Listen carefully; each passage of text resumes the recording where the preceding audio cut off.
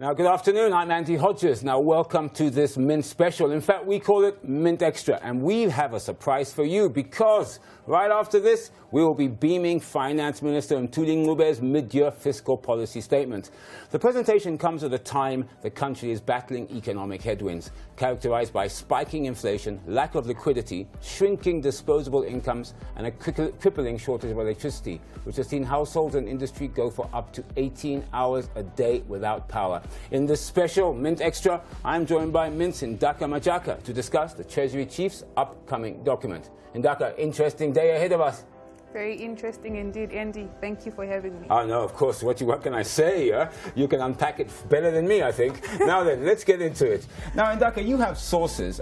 What are they saying to you? What are they telling you about what the Finance Minister may put in today's presentation? Oh, Andy, it is really a catch-22 for the minister because inflation has been his biggest headache so far since he assumed office. It has been his worst nightmare, actually. He had projected that it would close 2018 at 30%, but surprisingly, inflation had a mind of its own and it closed at over 40%. You're right. In fact, it's a fact. All analysts, economic analysts say that unless he gets a handle on inflation, he has a problem. In fact, food inflation currently is technically in hyperinflation. Now, I hate using that word because it does conjure up fears of terror. But actually, it's a fact. And year-on-year inflation in Zimbabwe stood at 175% year-on-year. Yes, it's interesting that the minister seems to think that liberalization of the exchange rate and tightening of fiscal space and monetary policies will contain it. But time will tell. We don't know what's going to happen, and we cannot project how the year will end. But it is a pain. Yeah. It is, it's true, yeah, of course. And of course, coupled with this is another headache for the minister, and that's the issue of production. You know, we had Dr. Majaka, he's an economics lecturer at the University of Zimbabwe, this morning on the Mint. So if you haven't, by the way, if you've missed that Mint, you better go to ztn.co.zw or our Facebook page, Zimpapers TV Network, and watch it. It's highly interesting. We even had Chris Mugaga, CEO of the Zimbabwean National Chamber of Commerce, unpacking this as well. Now, Dr. Kaseke emphasized the importance of having a robust industry. I mean, this is the problem now, because do you think the minister will manage to put in place some form of relief, or at least something that helps us to stimulate production in the country? Well, again, it remains a tough challenge for him because at the moment, capacity utilization in Zimbabwe's manufacturing rose by 3.1 percentage points to 48.2% in 2018. But there are still fears that the sector could contract as low as 30% this year if the country's foreign currency and energy sector challenges are not resolved. So you see that it's an issue of we've got currency issues, we've got the energy sector problems, we've got petroleum issues, but there's no power, people are buying diesel for generators to produce up to 18 hours without power. So at the end of the day, we don't know if the minister will give us solutions today to help solve this issue at hand. And here's the irony, because for Zimbabwe, at least to start getting out of our economic quagmire, we need to produce, we need to export in particular. Two issues, actually.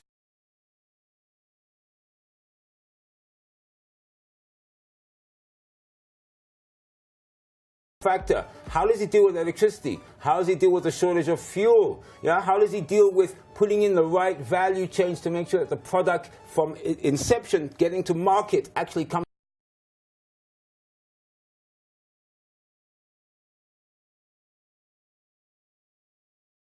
sustainable generator tariff of 40 cents per kilowatt per hour. They were going for up to 18 hours without power, a situation that has forced giant companies like cooking oil manufacturer Surface Wilmar to send 300 workers home daily. Now, you know, the problem is this, of course, is at the end of the day, the bottom line is Eskom and the Mozambican Power Authority, they're saying, pay us our money, otherwise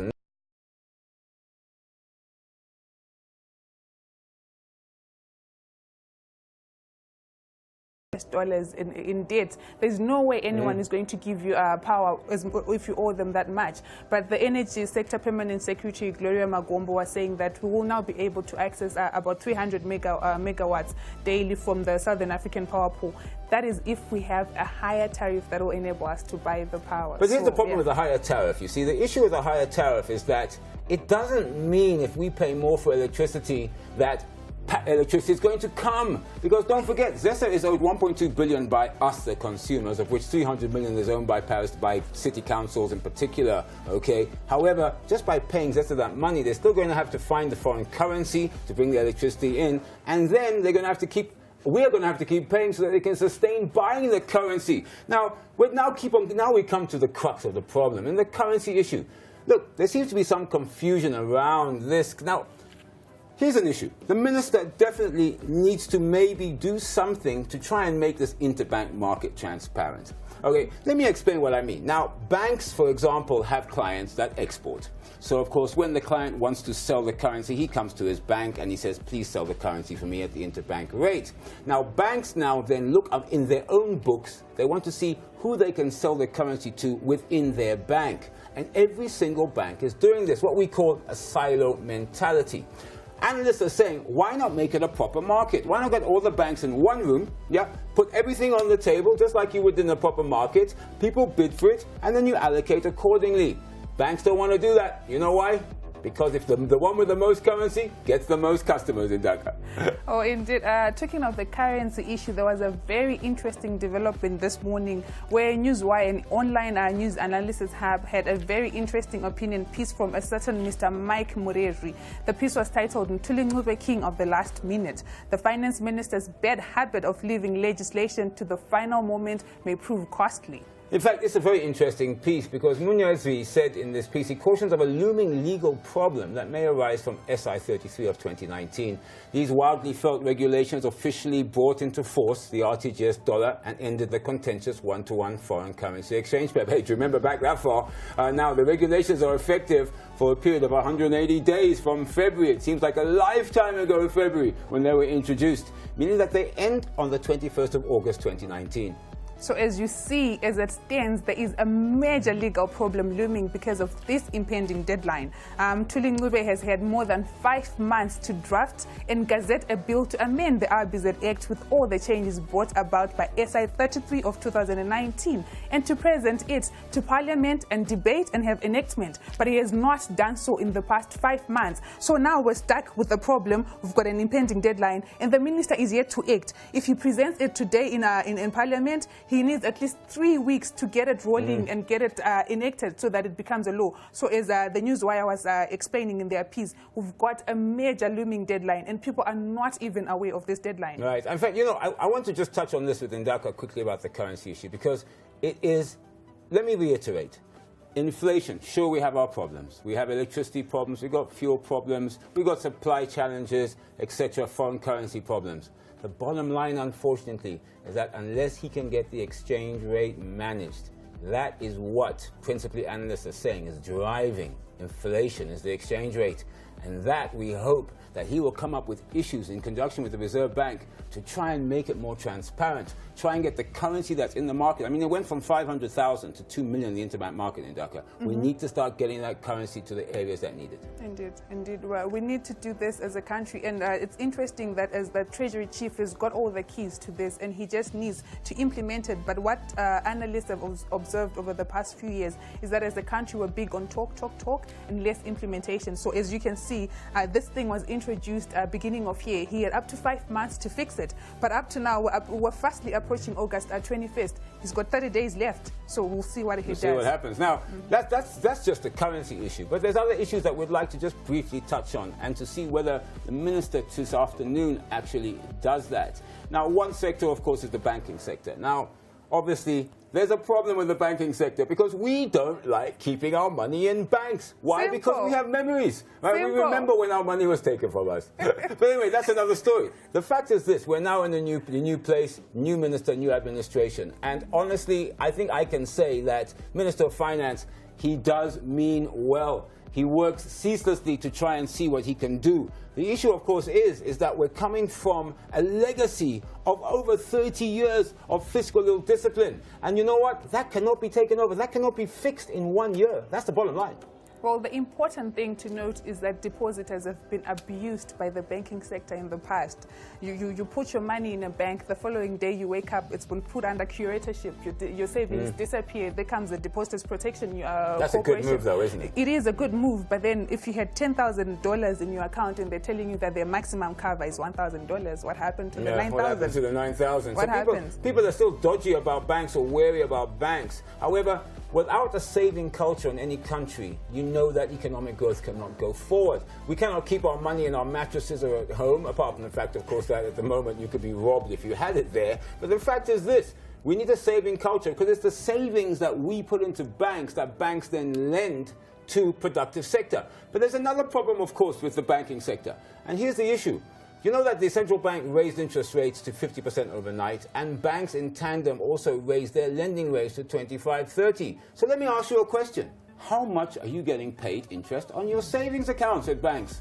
I hazard a guess that it isn't very much, Ndaka. It's not much. In fact, the other day as I was coming to work, I bumped into these two security guys and they were talking and they were airing out their sentiments, saying that we're not getting interest on our money. Interestingly, when the interest rates went up, the banks decided to apply the new interest rates in retrospect. So do you know what that means? If you borrowed last year in December, at an interest rate of 13%, you're now paying back the money at 50%, which does not make sense at all. Because as individuals and as people, when you borrow from your bank, you calculate your money. And interestingly, salaries and wages have not gone up. So the interest rates have gone up, food has gone up, fuel has gone up. The electricity is about to go up as well, but your salary is stagnant. Yeah. Oh, yeah. Water's going up too. That's what Zimbabwe was saying recently. They put in a tariff request.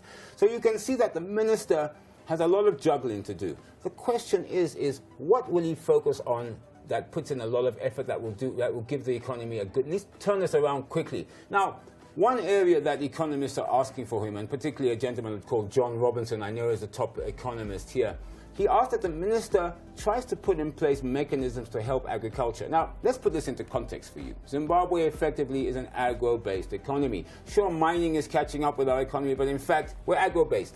And it isn't just the production of the agro in the fields. No, it's not that only. It's the downstream effects. Think about it. If you grow soybeans and you're a farmer, okay, what happens to that soybean? It's made to make soap, it's made to make paints, it's made to make cooking oil, and all of those have different industries. You have a distribution network with that. You have thousands, hundreds of thousands of people employed in the agricultural sector. So unless agriculture gets its what can I call it, its due deserts or its due priority, okay, you are going to find that the downstream effects on ordinary Zimbabweans is terrible. Well, it's interesting that you mentioned agriculture because at the beginning of the winter season, we expected the winter crop to go up, but people did not even get to put down as much as they usually do because of the power issues. So you will see that as much as the minister has got the fundamental issues to deal with, there's still the issue of the inputs, what's happening on the input side, because you cannot be telling a farmer to be productive. You can't be telling a farmer to put up as much output but as he hasn't got the seed to when he doesn't have the power to drive the irrigation and stuff. So it still comes back to the fundamental issues. He needs to put them down in place before he can move forward. So we're hoping today will be a platform for him to at least bring a solution. We know that when he implemented the TSP, the Transitional Stabilization Program, which is running up to 2020, he promised that it was going to be tough. But the austerity, it keeps getting tighter and tighter and tighter on the ordinary person. People now want to see results. He's telling us about surpluses. He's telling us that government revenue has gone up and expenditure has gone down. But what does it mean to my grandmother in Lotito? That's what people want to know. They don't want him to produce and give them senseless figures that his revenue has gone up. They're taxing us to death for crying out loud. What people want to know in Lotito and Buhera is that things are going to get well. They're going to have money in their pockets. How can I start surviving and living? This is a fact. Simple. Right. Now, look at agriculture, for example. Now, it's a fact. We're going to need to import grain, maize, okay, and of course reports that we're getting, and in fact on the Mint, we're going to be looking at a story about this to see exactly how the grain silos, apparently some of them are actually not in good condition, which means that the maize being stored in them is unedible by humans. We're going to be looking at that. So it appears that our it appears that hang on a second, sorry, we're hearing, we'll soon be crossing over live to the Parliament, of course. We are, as I said, of course, this is the Mint Special Extra. We're here debating what we think the Minister of Finance in his midterm budget policy review should be able to do to see how he can fix little bits and pieces here. Anyway, let's get back to the discussion. So, you've got the grain issue, of course. We may need to import grain. Already, the Ministry of Agriculture has put out a tender for 200,000 tons of wheat because the wheat winter crop was not as good as we wanted because, of course, of the drought. I mean, you cannot get away from that. It's God-given. But the fact is that the minister has to find money to import food, to make us food secure. He has to find money to try and pay electricity and also both to Mozambique and South Africa. Okay, apart from all the other issues, what about prices? Prices are going out of control, but the minister thinks that by trying to handle or tackle inflation and the exchange rate, it should bring prices under control or stable at least. Well, the issue of prices is really an emotive one. For me, personally, and for for all of us, yeah, and for every Zimbabwean person. And what's disappointing is people keep getting these inflation projections. He expected it to be below 30% December 2018. It shot up to 40. Last month, it was at 175. Estimates are that it's going to come in at above 200. So we're now giving Venezuela a run for its money. But his projection, though, was what, 26%? No, it's slightly above 26%, and he's saying that he expects it to start tapering down around October. Look, we had this before. We had Eric Cross and Dr. Pachavali on the chase recently. Do you know what they said? Eddie Cross said he believes inflation by year-end will be 5%. And Dr. Pachavali said that he thinks maybe around 2025. Okay, but analysts are predicting a number. I can't even tell you what that number is. But the fact is this. You can see that inflation becomes a major problem. Now, I want to talk about revenues, and this is one of the issues, I think, which is a little bit opaque. The fact is this, government has said that they have what they call a primary surplus. Understand my words? Primary surplus. What that really means in real terms is that means they have a surplus before they start paying a couple of things. So we don't really know what that translates to in terms of when they've made payments, what that surplus becomes. But here's the other problem. In the TSP, the minister said that he was going to push and drive the government austerity. In other words, they were going to try and cut down their bill. But you look at their wage bill, the wage bill still gobbles up over 70% of expenditure. Okay, so the issue now is, what efforts have government done? How can they show us, the citizens, that government is following the TSP? And in fact, the issue here is transparency. Can they show us what expenditures they've cut, what they've saved in salaries? Because remember, one thing the minister didn't budget for, that was wage pressures. And wage pressures are sweeping the economy, Ndaka. They are sweeping the economy, and employers have been forced to cushion employees going forward. So as much as he talks of his primary surplus, which is good news by any standards. Oh, it's good news. It's good news by any standards. Every other month, he's had to come out and announce that he's cushioning his employees. He's cushioning his employees.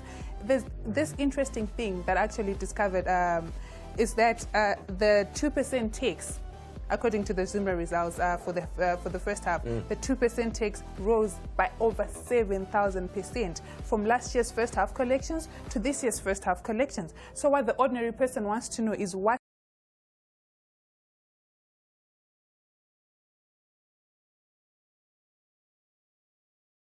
entirely out of the blue. So what people want to know is he using it to service a domestic debt, or he's using it to pay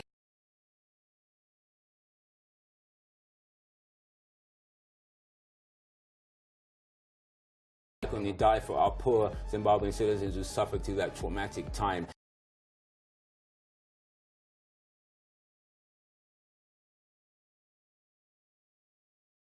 Tax system, because under the old system, of course, you submitted your tax returns and you paid your taxes. But if you were in the informal sector, you paid zero. So through the 2% tax, it meant that every citizen in the country he could collect revenue from.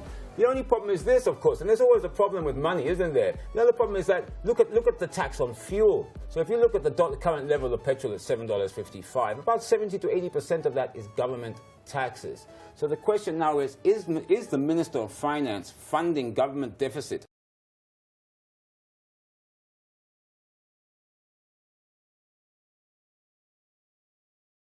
Own expenditure bill. Those are the kind of information we want to see. For example, let me give you some numbers here. Look, you had in his last budget,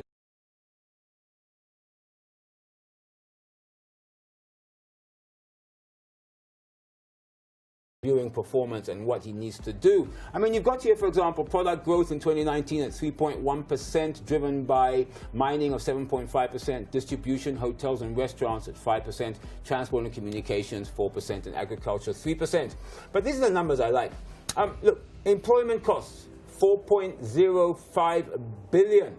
And the number which is critical is capital expenditure. Now, capital expenditure, of course, is the money spent by government on such issues like infrastructure. Okay, that was only 2 billion, almost half of what he was paying his own workforce in government. So we need to put money in infrastructure. In fact, that recent report gave us a number. What was it? 34 billion we need to spend on our infrastructure? Yes, the African Development Bank said that in the next 10 years, Zimbabwe is going to need $34 billion to solve its infrastructural problems. Of course, the majority of this money was expected to go to road infrastructure. But back to the numbers that you're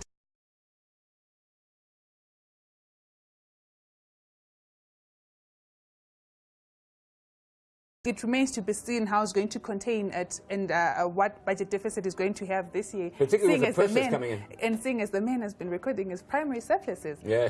Yes. Yes, it's true. But then... I hope you're following these numbers because they're important to understand what the minister has to do today and how he has to juggle, balance. I don't know, would you like to be the Minister of Finance? I don't think I would. But anyway, listen, send us your comments on our Facebook page, Zim Papers TV Network, and of course, ztn.co.zw, our website, because that is where we will be streaming live the midterm fiscal policy review by the Minister of Finance of Zimbabwe, Professor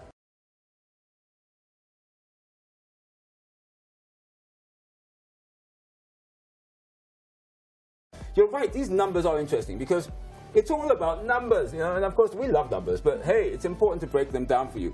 The government has to live within its means. This is the bottom line. Sure, all governments have deficits. It's not unusual. The question is, what percentage is that deficit to total GDP? And numbers between 5 and 10% seem to be reasonable. The problem is the minister has too many pressures to keep it there. And he also promised to reduce Treasury bills. But however, today we learned that they're starting to reissue Treasury bills to fund what is the question? There was a public auction by the RBZ yesterday, the first public auction after an attempt last month. They had a public auction yesterday. I think before we hammer them about what they're doing with this Treasury bill, I think we should look at the positive aspect that they're now being issued publicly. Yes, that is positive. And it's not a public auction. With the proper rates and everything. Yes, because in the past you then just go to the Treasury reports, then you'd say, oh, okay, so they issued 15 million worth of Treasury bills. For what? We didn't know. Right. But now it's not a public auction system, so you can get to keep track of it and then, you know, you can follow up. But what I'm not looking forward to today are revenue enhancing measures.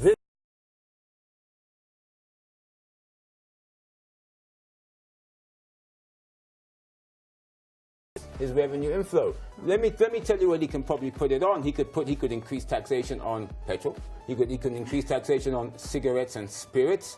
Okay, there's all sorts of products he can put. He could even increase income taxation on, say, special items like cars and things that you're bringing in at the moment. It's possible that he needs to do this because he does need to find the money, not just to manage his recurrent expenditure, but also to manage future expenditure that he's going to have to spend. We talked about the electricity problems that we have, $80 million owed. We talked about our water resuscitation problems. We talked about our infrastructure, which is a huge problem and needs to be revamped across the country. Okay, and that's just that. We haven't even spoken about the wage increases coming through from the civil servants and also wage pressures coming from normal citizens working for companies. And of course, what does that all boil up to? Inflationary pressures. He has to manage that also. On top of that, of course, lenders are not yet to the table, although I must be honest, Zimbabwe is engaging more and more, and we are getting listened to by our partners so that we can become a normal member of the world community. So I commend the President, Mnangagwa, and also the Finance Minister on that initiative, and of course, SP Moyo, the Foreign Minister. They are trying to get other nations to bring us back on board. That is great, but until then, we're on our own, and that is the bottom line. Well, of course, you paint a very bleak picture there. Oh, no, I hope not. These are the facts. The question is, there is a way out in Ndaka. There is. Look, please, Ndaka's right, actually. Let me not get you down. Because, yes, the fact is this. We have to tell you the facts. We're the Mint, we tell you the facts. However, this is not all doom and gloom. There are some good things happening in the economy. Exports are up, for example. Imports are down, but why is another question. But imports are also down. In fact, if you look at the numbers, it actually balances out at the moment better than last year. It's amazing. Zimbabwe has had a trade deficit problem for the past 5 or so years, but for the first time things are starting to fall into place. But what I'm really looking forward to today, since as Zimbabweans have really been battered, are tax relief measures. In his 2019 budget, the minister said that he's going to suspend customs duty and also expend VAT from sanitary ware products for a period of 12 months. So hopefully he's going to extend this period, because the sanitary ware prices have just gone up the roof. Yes. Yeah. I mean, it's nonsense. In fact, there's no one. In fact, on our Heartbeat, our program, I think they spoke about this, and throughout our network, we talk about this. The fact is, the girl child needs to have sanitary ware. And reading some of the stories about what some of our citizens are doing in the rural areas is just heartbreaking. It is. Things like cow dung. I mean, these are real issues that affect us, and they affect our children, particularly our girl child children. So it's important that he looks at that. But the fact is this: what can he do? What tax reliefs can he actually give? I think that I would support tax reliefs that drove towards production, that helped companies produce. I think that's what we must be focusing on now, correct? We need to focus on production, production, production. We're going to scream it here on the Mint. He has to do something to stimulate that. Of course, there's also the issue of further exemptions from the 2% intermediated money transfer tax, because this tax has just been applied across board. But in his 2019 budget, he provided for further exemptions. So hopefully today he'll also come up with more exemptions, especially on the ordinary people. I keep saying this. I know someone who was transacting, I think he had $10,000 in their EcoCash account. The guy was charged over $500 in taxes and charges, and at the end of the day, it's meaningless, really. It ceases to make sense. We're trying to build a nation. It's the TSP. It's beautiful news, austerity for prosperity. But if it becomes too much austerity and no prosperity, it becomes meaningless. Yeah. Look, I'm going to make a prediction today, and I don't normally do this, but how about this for a prediction? This afternoon, I think the minister may increase PAYE thresholds. I think so. The number, of course, is open to debate. Some say 1,000, and Ndaka is smiling. One say 1,000, some may say 2,000. Why is that good for you and me? Well, it puts additional money in your pocket. Remember, you're taxed at source, so when you get your salary, PAYE is automatically deducted. If he increases that threshold, it means that me and you, anyone who's getting paid the salary, takes home more money. Is that my prediction? What do you think? Would you back me up or not, Ndaka? No prediction? You're putting me on the spot because since you're my boss, I'll have to go with what you're saying. But the thing is, I'm really hoping that he does something about that, especially for those people that are on the lower end of the tax bracket, because it makes life easier for them. It's a bit of relief. I mean, he needs to give the child a lolly just for putting up with what's happening in the economy, because it has really been tough for Zimbabweans. Yeah. Look at the prices. Yesterday, I was in one of the local supermarkets. I shall not mention which one. I should not mention which one. A crate of eggs is going for 35 Zim dollars. Who can afford that? This is the point.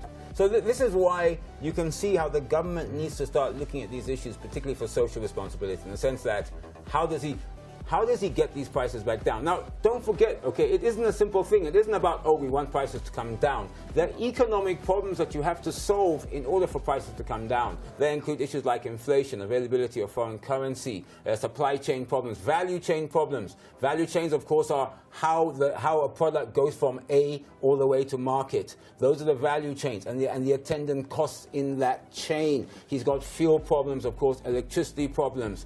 And this is what is on the minister's plate this afternoon. However, you know what? I have confidence in him and I have confidence in the ministry. It sounds funny because, interestingly enough, I think he's a great finance minister. The problem now is, can he stick it out? Can he come up with the right policies that over time, this isn't going to happen soon, it isn't going to happen quickly, but over time, this should hopefully stabilize the economy and make us grow. But there's something that I wanted to ask you. You're a former banker yourself.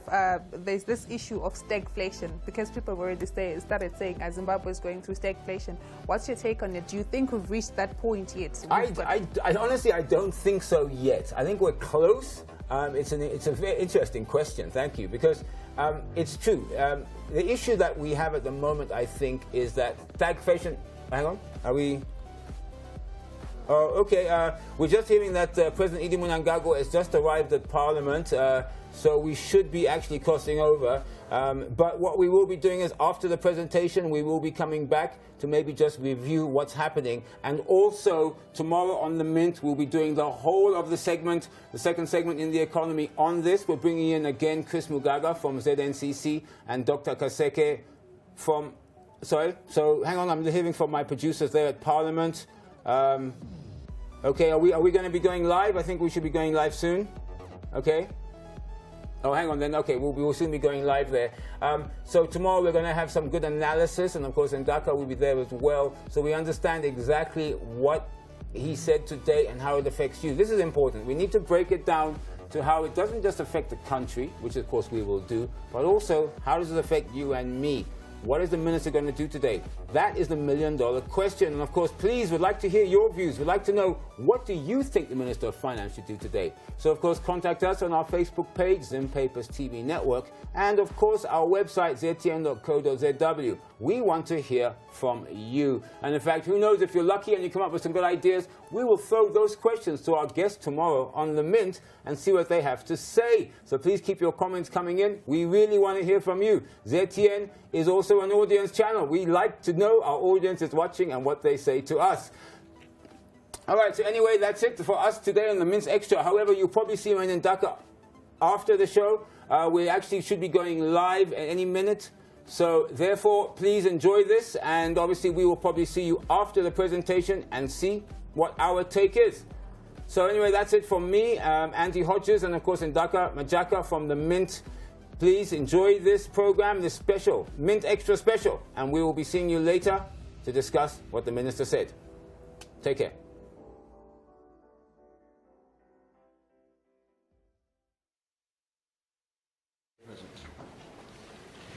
Mr. Speaker, sir, I rise to present this year's mid-year budget review, complying with Section 7, Paragraph 2A of the Public Finance Management Act. The review seeks to update this august House and the nation at large on macroeconomic developments during the first half of the year. On the basis of the developments to date, the review further outlines an updated macro-fiscal framework which underpins the proposed 2019 supplementary budget.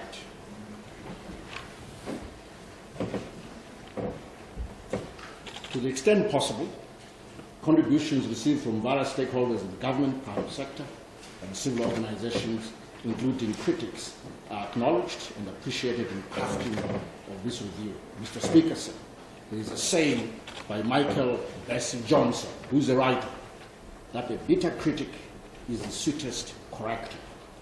It is therefore incumbent upon all of us to be tolerant of different views and freely participate in the reconstruction of this economy.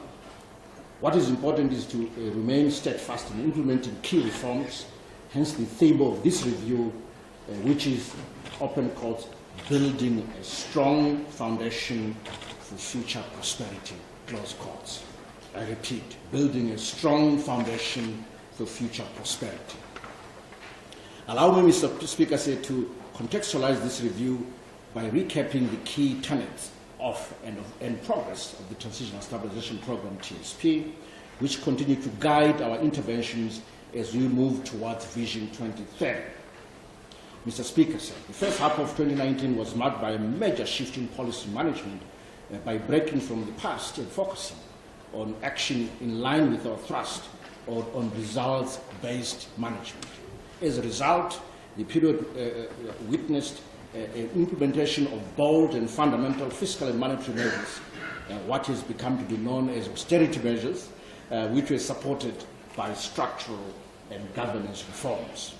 Relentless commitment to full implementation of these reforms, void of policy reversals and inconsistencies, has, as intended, set a solid stabilization base for triple S growth, which is strong, which is sustained, and which is shared. Mr. Speaker, sir, allow me to briefly highlight some of the progress made under the TSP before turning to the supplementary budget. On stabilization, during the first half of the year, TSP reforms first and foremost, continued to focus on primarily on containing the twin fiscal and current account deficits, which over the years instigated instability in the economy. To government's credit, we've put in motion an irreversible process for rebuilding a stable, strong and democratic macroeconomic environment. The fiscal and current accounts are now balanced and under control, while the tools of monetary policy have also been activated, thus representing an essential and complete toolkit for dealing with various macroeconomic challenges facing the economy. In support of the achievements scored under stabilization, suffice to give the following fiscal, monetary and current account results. Let me turn to the fiscal outturn first. During the first half of the year, the budget remained on track in line with fiscal consolidation objectives and targets. On revenues, monthly revenue collections for the first 6 months generally performed above targets by an average of 139.9 million Zimbabwe dollars to give cumulative revenues of 4.99 billion Zimbabwe dollars against a target of $4.15 billion, and thus giving a positive variance of 20.2%. There's a slide up there reflecting that position. Let me turn to expenditures, Mr. Speaker. On the other hand, the total government spending for the period January to June 2019 was $4.2 billion against a target of $3.7 billion, which is a 532 million over expenditure, or a 15% over expenditure. Now, the negative variance is a result of inescapable and unforeseen expenditures on both current and capital heads, arising from higher than anticipated inflation, exchange rate fluctuations, drought, and the devastating cyclone Idai. Accommodated critical inescapable expenditures related to the following areas. One, the cushioning allowance of $63 million for civil servants that was paid from January to March. The cost of living allowance, COLA, amounting to $400 million, implemented starting from 1 April 2019. Number three, implied pension review of $62.1 million. The implied NSSA review, NSSA contribution review of $3.6 million. And the filling in of critical costs requiring $58 million. The cyclone Idai mitigation budget of $61.8 million. And then the subsidized mass public transport system of $30.9 million up to June. And then finally, social protection programs and infrastructure programs targeting the vulnerable. Let me come to the budget balance, Mr. Speaker. For the first, for the half-year period, a budget surplus of savings of 803.6 million was realized. There's a table out there showing that. The above surplus of savings clearly reflected the entrenchment of fiscal discipline in the line ministries and government departments. We now turn to domestic debt. Mr. Speaker, in 2018, we witnessed a dramatic increase in domestic debt, fed by fiscal deficits of above 2 billion, primarily financed by the issuance of treasury bills and the central bank overdraft facility. However, over the period January to June 2019, significant fiscal adjustments culminated in domestic debt containment. The high impact measures included the following in containing this domestic debt. This is a zero recourse to central bank financing, including the overdraft facility. The restructuring of overdraft facility, cash advances, treasury bills held by RBZ into long-term marketable securities. Then there was a stop of any treasury bills issuances for ZAMCO, and also the issuance of treasury bills was only done to finance budgeted expenditures or to test the market and build a yield curve. And finally, we've honored all the TB maturities. The total treasury bills issued amounted to 230 million solely for budget support and cash flow management. Consequently, Mr. Speaker, adherence to sound fiscal and monetary policy reforms allowed containment of domestic debt stock, which stood at 8.8 billion Zimbabwe dollars as of the end of June 2019, down from $9.5 billion as of 31 December 2018. In short, we've been reducing our domestic debt, we've been paying it off. Mr. Speaker, so going forward, government borrowings for budget purposes will observe the new Treasury Bill auction framework in order to promote transparency and the rebuilding of market confidence. Furthermore, while a firm base for economic stabilization has been set, it requires further and continuous refinement, which becomes a priority during the second half of the year and beyond. Mr. Speaker, sir, let me turn to the current account balance.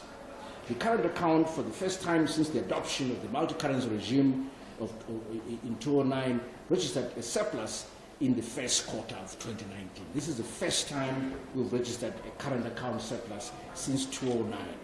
A surplus of $196 million was registered in the first quarter of 2019 compared to a deficit.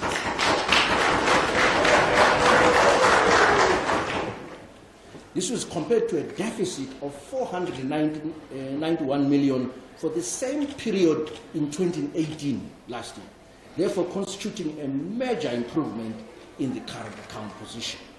This reflects a sharp contraction in imports through import management measures against a moderate increase in exports, in line with export promotion measures under implementation.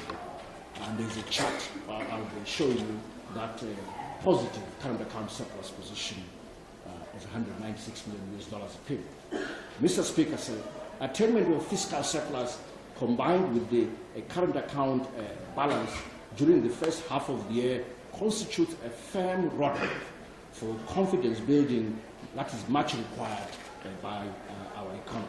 Furthermore, now that we've introduced our own local currency, this has not only restored monetary policy, but also created a scope for enhanced competitiveness of our exports. We've now become a much cheaper manufacturing base than before. Therefore, our exports will become more competitive going forward, Mr. Speaker. It now turn to prices. Mr. Speaker, as the famous economist Milton Friedman once said, I rarely quote Milton Friedman, but on this occasion, I felt he had the best things to say about what I want to say. So Mr. Speaker, as the famous economist Milton Friedman said, inflation is taxation without legislation. The story of Zimbabwe's inflation has visible scars on our lives and deserves proactive and appropriate attention. On the other hand, we are aware that inflation is caused by running of huge budget deficits, financed through monetization, which creates high money supply growth. Simply that's what it is. Hence, elimination of fiscal deficits will curb money supply growth and therefore inflation in the long run. In our case, for a prolonged period of time, government has been running high fiscal deficits which are monetized through the issuance of treasury bills and overdraft at the central bank.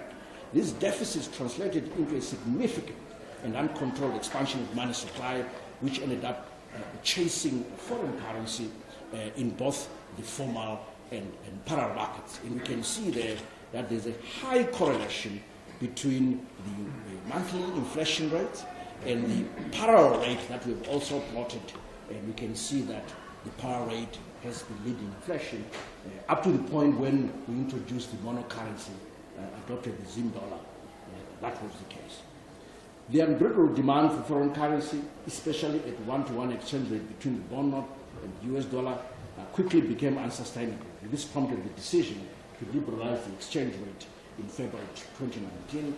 Liberalization of the exchange rate, combined with ongoing fiscal consolidation reforms rolled out since October 2018, and the complementary tight monetary policy, have managed to contain excessive money supply growth, which had been the main driver of inflation before. The government measures to contain fiscal deficits by capping borrowing from the central bank, non-issuance of T-bills, as well as the stringent expenditure control measures have significantly restrained money supply growth. As a result, the exchange rate fluctuation has largely dissipated with movement towards convergence between the power rate and the interbank rates. This is critical for a fight against speculative practices and inflation. There's a chart there that shows the narrowing of the premium between the power rate and the exchange and the interbank rate after the 24th of June, the pronouncement of SI 142. Now, therefore, going forward, it is imperative that we pursue and further strengthen our fiscal and monetary policies and also remain responsible enough to ensure that factors such as wage increases and money supply remain under check. Let me turn to a technical issue, Mr. Speaker, of inflation rebasing. The change in currency regime from multi-currency to Zimbabwe dollar has definitely impacted on the base for calculation of the CPI or the consumer price indices and hence inflation. Given this transition, Zimstats will defer the publication of year-on-year inflation while building up data for prices in monocurrency for a period of 12 months to February 2020. So this will ensure that we compare like with like in terms of currency regime. I'll repeat, they will stop publishing year-on-year inflation because last year inflation was on a US dollar regime. This year inflation post-February 20th is on RTGS Zim dollar regime. Therefore, you are not comparing like with like. So the best way to handle inflation is to run on a month-to-month inflation for a full 12 months to February 2020. Then we resume both month-to-month inflation publication and the year-on-year publication, because in that position we are comparing like with like in terms of currency regimes.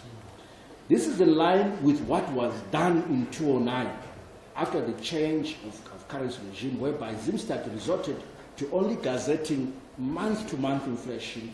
Year-on-year inflation publication will therefore resume, as I said, in February 2020, alongside with month-on-month inflation publication.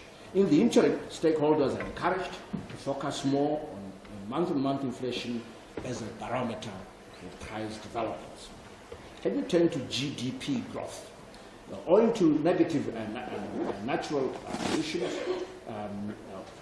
which badly affected a number of sectors, particularly the agricultural and power generation, coupled with inflationary pressures, foreign currency shortages prevailing, and limited external financial support, there have been major drawbacks, as the Speaker said, on growth stimulation in the first half of 2019. In view of these headwinds, the revised 2019 GDP growth is expected to be negative. Treasury will therefore keep tracking key developments in the economy with the view of making appropriate adjustments to sectoral growth profiles. Let me turn to the full fiscal framework and then the supplementary budget. Mr. Speaker, sir, in view of recent economic developments, it has become necessary to update and align the macro fiscal framework with fiscal and monetary policy pronouncements made by government between January and June 2019. Resulting to the mid-year review provides an updated 2019 fiscal framework with projected total expenditures of 18.62 billion Zimbabwe dollars. I repeat, 18.62 billion Zimbabwe dollars is our new projected total expenditure. This is against anticipated revenue collections of 14.1 billion Zimbabwe dollars.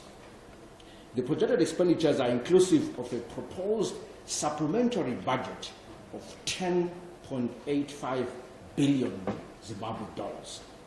The table up there has the figures to show you the differences from the current budget and then the proposed supplementary budget and the totals. Let me go further into the supplementary budget, Mr. Speaker. The 2019 supplementary budget proposes additional provisions and reforms mainly related to the following areas. One, the stimulation of production, targeting agriculture, industry, and other productive sectors. Two, food security. This is including grain procurement to mitigate the effect of drought conditions, and then the funding of the 2019-2020 summer cropping program. Three, welfare of civil servants and pensioners. 4, social services delivery and social protection.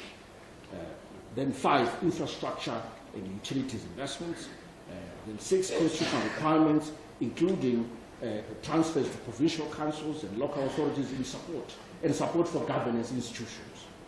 Further, supporting structural and governance reforms, and the support for government operations, and finally, respective revenue measures, including tax threshold adjustments. The supplementary expenditures being proposed are, however, designed in a way that they are in line with increased revenues and will be implemented without compromising fiscal discipline and upsetting set fiscal targets. Let me come to the welfare of civil servants and pensioners, Mr. Speaker. The 2019 budget provided for $4.05 billion for compensation of employees, consistent with the objective of containing the wage bill to sustainable levels and capacity of the budget. However, developments during the first quarter led to interim cushioning allowance of $63 million being awarded to employees with a call of $400 million effective April 2019. The cost of living adjustment also implied a review of pension and related benefit costing of $133 million. Over and above the reviews in the first half, the continued inflationary pressures led government to award a once-off cushioning allowance in July 2019 of $143 million Zimbabwe dollars. The supplementary budget proposes to accommodate all the above commitments, therefore moving employment cost budget allocation from $4.1 billion to $5.9 billion, Mr. Speaker. Let me say something about the cushioning for pensioners.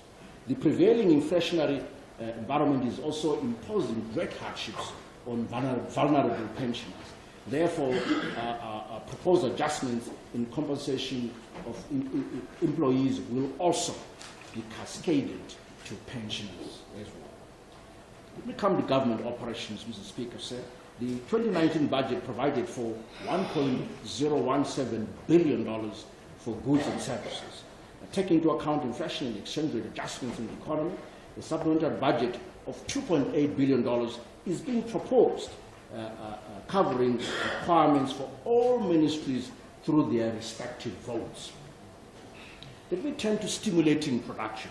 During the last half of 2019 and beyond, production and productivity enhancement in all sectors will receive due attention to complete the transformative framework of the TSP.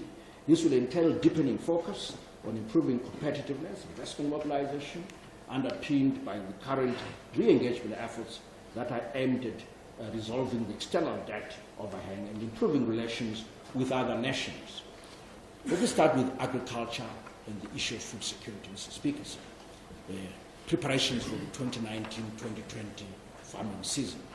Cognizant of the prevailing severe drought and the need to revive the agricultural sector, government will extend support towards the agricultural sector during the 2019-2020 agricultural season, while naturally the private sector to play a greater role in subsequent years. As a result, the 2019 mid-year review is setting aside $1.67 billion towards support of strategic crops of grain, soybeans, and cotton under the following programs.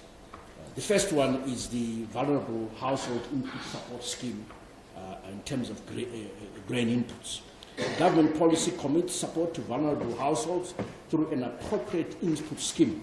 For the 2019-2020 agricultural season, the supplemental budget is proposing an additional $437 million for grain inputs, that is maize, sorghum, and millet. The scheme will also include sugar and soybean seeds. The input will comprise of seed, compound D, and top dressing, and all of the targeted, for all of the targeted area of 640,000 hectares. On cotton inputs, Mr. Speaker, a number of households in dry areas make a living out of cotton production.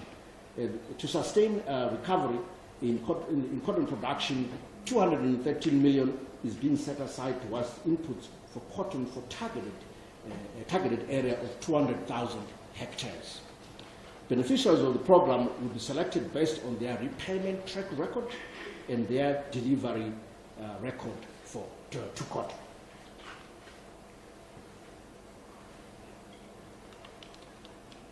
Now, let me turn to special maize and soybean programs. Ordinarily, agricultural programs outside the Vulnerable Input Support Scheme are best supported by private financing given the budgetary constraints. However, given last year's drought, given this year's drought, the capacity of our infant farmers has been compromised, necessitating further government support through loan financing arrangements, which include private sector players, of course. As a result, government is extending the program for another year to restore food security.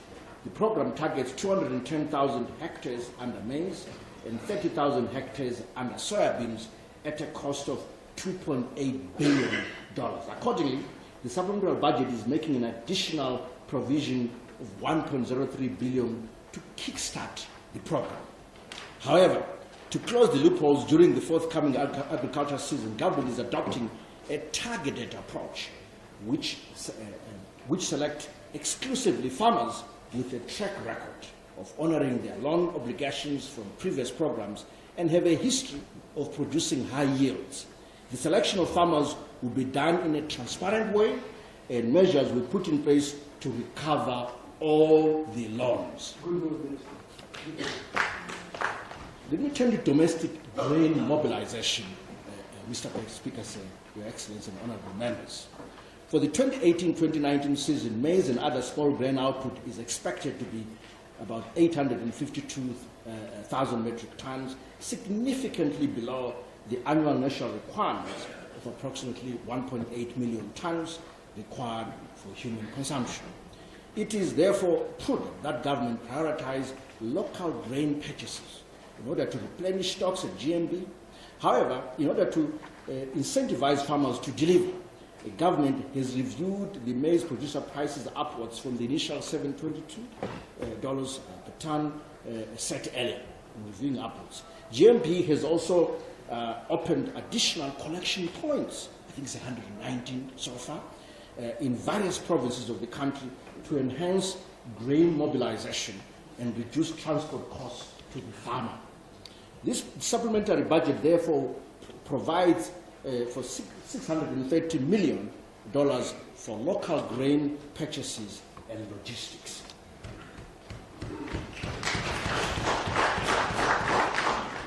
To complement this, government gazetted Statutory Instrument 145 of 2019, which bars any other person or institution other than the GMB, Grain Marketing Board, from buying maize from farmers. Let me turn to grain importation. Mr. Speaker, sir, with a large grain deficit, Zimbabwe, the government has established the necessary arrangements for grain importation and effective distribution. Towards this, the supplementary budget proposes to set aside $624 million, enough to cater for requirements up to December 2019 for towards grain importation. Let me turn to the mining sector. Mining remains our major source of export earnings, GDP growth, GDP contribution, and overall employment. During the first half of the year, the sector contributed $1.3 billion, which is 68% of total exports of $1.9 billion. It's a very important sector indeed. The sector accommodates 45,000 formal employees. Furthermore, the sector provides a source of livelihood to over 1 million small-scale and artisanal miners involved in gold and chrome mining in the main. The sector, which experienced recovery during the first quarter of 2019, apparently faced headwinds during the second quarter, as evidenced by output losses in most major minerals such as gold, platinum, palladium, diamonds, nickel, chrome, and coal.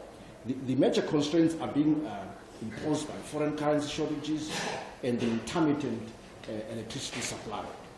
However, given the resilience and potential of the mining sector, current setbacks are temporary, with expected recovery in the short term on the back of firm international prices and envisaged improvements in power supply and forex supply. Furthermore, government, in line with the thrust of opening up the economy to the private investment, has concluded a number of investment agreements with investors. These investments will, however, take some time, maybe up to 10 years, who knows, but it will always take time in mind, to give visible net benefits in view of the long gestation periods for mining projects. Government will therefore, in the second half of the year, unveil a comprehensive strategy and roadmap towards a $12 billion mining industry by year 2023. The attainment of this milestone is not an event but a process which is well underway with concrete startups and expansion of projects in a number of minerals, which include platinum, gold, ferrochrome, coal, hydrocarbons, lithium, diamonds, iron ore, among others. Mr. Speaker, let me turn to the gold mobilization facility, again in support of the mining sector as a key sector. The government is putting in place a gold finance facility to facilitate fidelity printers and refiners to be able to buy gold from all gold producers. The government shall ensure that there is only one system to be used by fidelity printers and refiners for purchasing gold. The initial size of the facility is $100 million US dollars, and that's already been put in place. It's already operational. The current system is that 55% of gold sales proceeds are retained by the gold producers in their nostro accounts, and 45% is paid in Zimbabwe dollars. But we are determined to put in place a unitary system for the purchase of gold and do away with the variegated system. Let me turn to the manufacturing sector, Mr. Speaker, sir. Resuscitation of the manufacturing sector is an imperative, as production and productivity is a cornerstone for growth. To facilitate the revival of the local industry, the government has developed and launched a new national industrial development policy, the NIDP, supported by the local content strategy to develop the manufacturing sector into a modern and diversified sector in the region. Let me turn to infrastructure and utilities. With regards to infrastructure and utilities, an additional $1.3 billion is being proposed to cater for various projects in the energy, transport, water, public amenities, social services, irrigation, and other infrastructural projects. This gives a total infrastructure budget of $2.5 billion, constituting 35.4% of total capital development budget. There's some chart that will show that. Mindful of the budgetary constraints, Treasury will be issuing an infrastructure bond to be called Ndaka Zimbabwe Infrastructure Bond during the second half of the year. This is to mobilize private sector funding for some of our budgeted ongoing priority projects. Let me turn to the energy sector. The drought has reduced hydroelectric generation at Kariba Dam, reducing power supply to unsustainable levels, as reflected through severe load shedding that we are all experiencing. There's a chart there that shows the energy output over time, month by month in January. The current electricity supply situation retards all our stabilization gains and require urgent interventions to improve power supply to our productive sectors. Let me say something about the parts of the power supply strategy. In the short term, the power supply deficit can be met through power imports, and hence it is urgent that government capacitates ZESA to mobilize requisite resources through appropriate and cost recovery tariffs implemented through a differentiated tariff scale. Therefore, government has approved the following electricity tariff measures for immediate implementation. 1, the electricity tariff for non-exporting businesses would be increased from an average of 9.86 Zimbabwe cents, which is about $1 US equivalent, to an average of 45 Zimbabwe cents per kilowatt hour, which is approximately 5 US cents. So from about 1 to 5 US cents. And these are averages. it is up to ZERA to finance the exact levels and issue the necessary SIs and gazettings. That is their job. Number two, the electricity tariff for domestic consumers will be increased from an average of 9.86 cents per kilowatt hour, which is about 1 US cent, to an average of 27 Zimbabwe cents per kilowatt hour, which is 3 US cents per kilowatt hour. And that will be a subsidized rate. And again, ZERA will find the right level within that 1 to 3 range to pitch the initial increases to make sure that our domestic consumers enjoy that subsidy. The electricity tariff for agricultural consumers will be increased from an average, again, of 9.86 cents per kilowatt hour to an average of 27 cents, which is approximately 3 US cents. So it's very similar to the domestic consumers, Mr. Speaker said, Your Excellency, the numbers, whatever the numbers. And again, this will be a subsidized rate. So a subsidized rate for domestic consumers, a subsidized rate for agriculture sector consumers. Then we'll maintain the tariff for ferrochrome smelters and other miners at 0.0. Let me say it another way. We'll maintain it at 6.7 US cents per kilowatt hour, which is minimum to an upper range of 9.86 US cents per kilowatt hour, respectively, and ensure that the resources are ring-fenced in a special account solely for purposes of importing electricity. This already happened. This is why we're able to start servicing the ESCOM facility, or other ESCOM liability. ZESA, we should be allowed to bill all other exporters and foreign currency earners in foreign currency and ensure that resources are ring-fenced in a special account solely for purposes of importing electricity. So these are the immediate short-term measures we are taking in terms of tariff rationalization to ensure a better supply of power with immediate effect.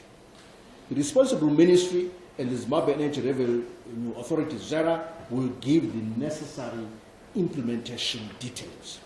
In addition, other urgent measures for sustainable power supply involve around the following areas: demand management through rapid rollout of prepaid and smart meters, and embracing energy-saving technology.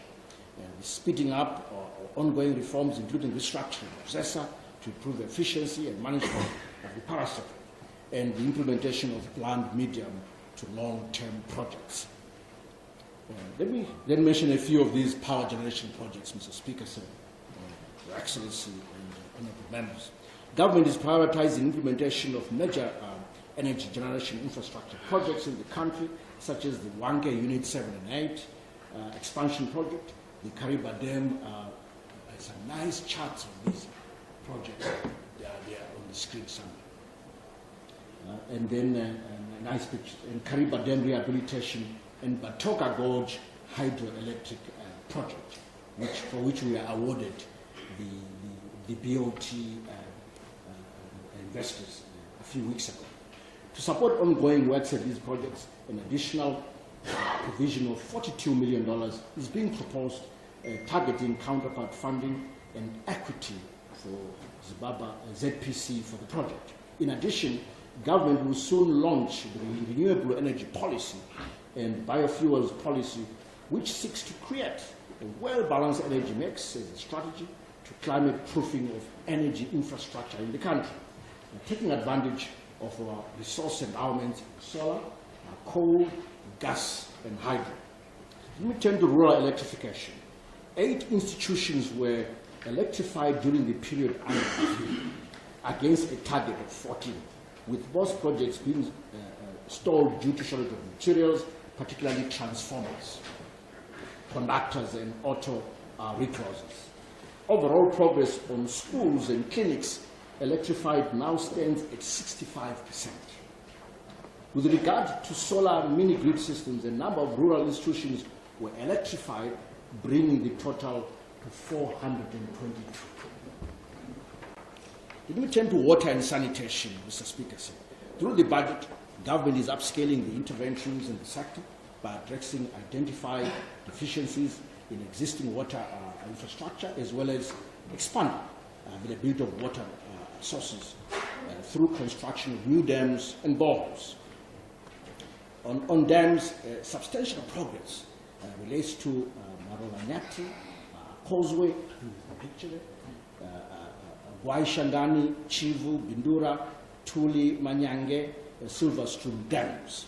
To support all ongoing works on all dam projects, it is proposed that an amount of 140 million be set aside. Proposed allocation for other water projects amounts to $27.6 million. Let me turn to transport and communications, roads first. The strategic choice we made to upgrade our trunk roads from gravel to bituminous resurfacing, rather bituminous surfacing, as well as rehabilitation of feeder roads under the Road Development Program continues to offer benefits and relief to road users and communities across the country. A few roads, very nice. To cater for increased costs under the Road Development Program, an additional amount of $284.2 million is being proposed to year end. Let me turn to social services infrastructure. Now, Mr. Speaker, Your Excellency and honorable members, let me start with the schools infrastructure. Construction of 17 rural schools under the First Education Project started in 2013, with co-financing from the OPEC Fund for International Development offered, covering construction of buildings, equipping the schools with furniture, computers, and associated equipment. The construction works are now expected to complete during the third quarter of this year.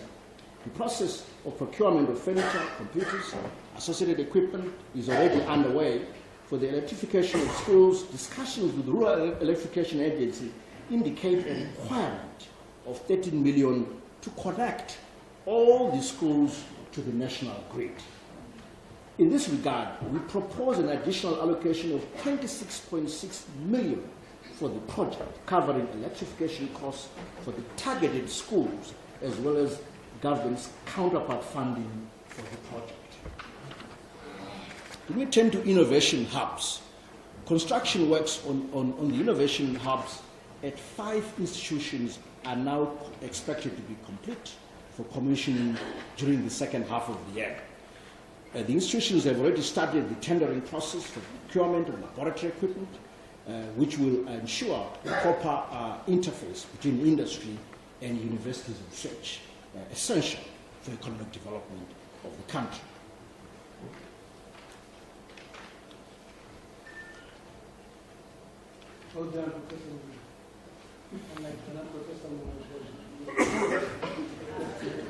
Mr. Speaker, sir.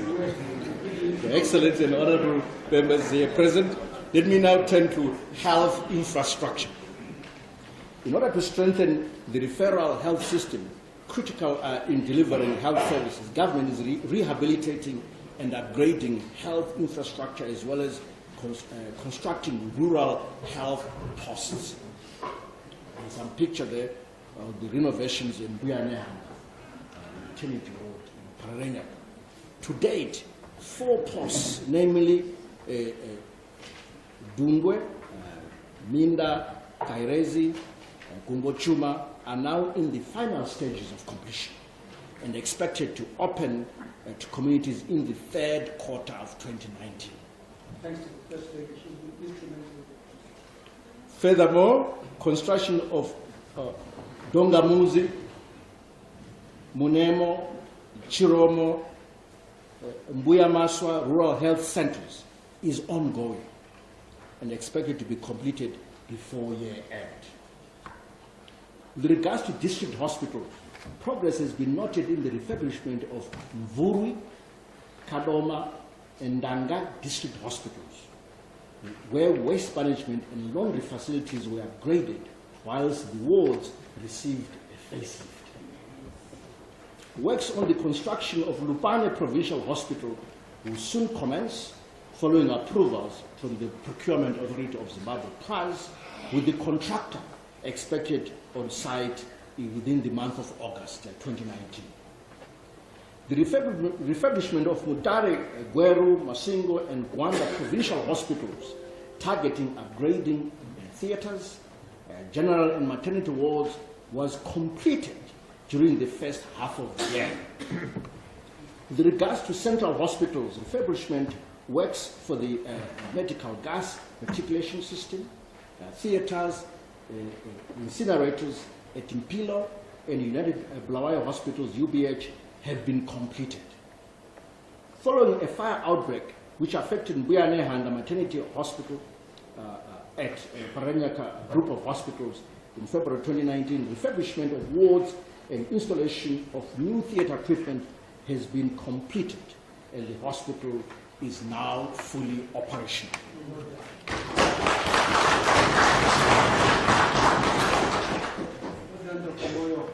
Other interventions made to date, a bit more fuel is needed. Thank you. Appreciate it.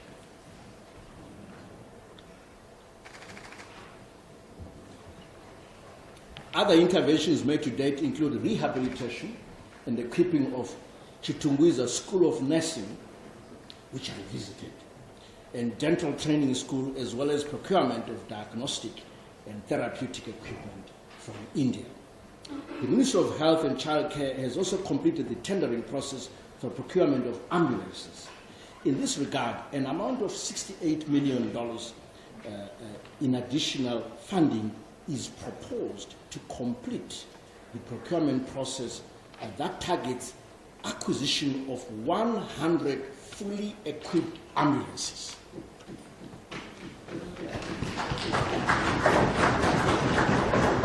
Let me turn to something dear to members of Parliament here present. Mr. Speaker, say, Your Excellency, this is around the transfers to provincial councils and local authorities, otherwise known as the devolution budget.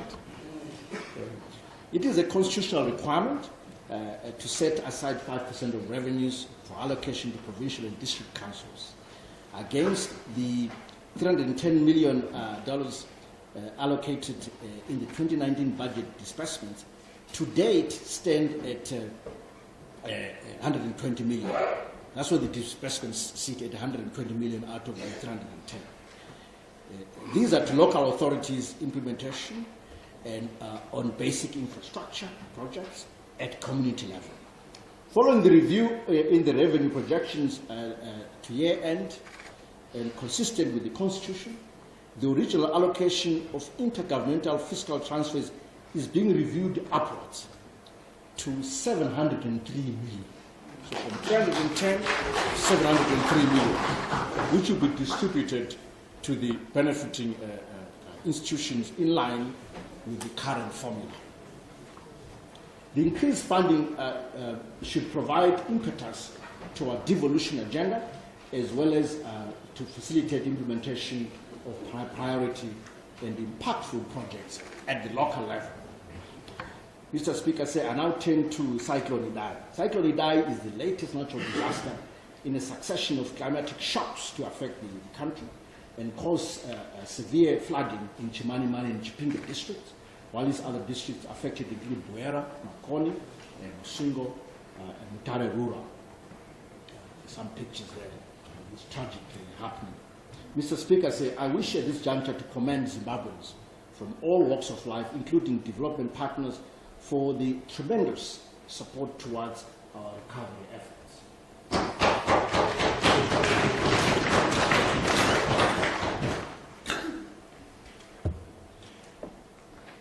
Mr. Speaker, to sustain ongoing efforts in restoring damaged infrastructure and livelihoods for affected communities, an amount of 414.3 million Zimbabwe dollars in additional funding has been set aside in the budget.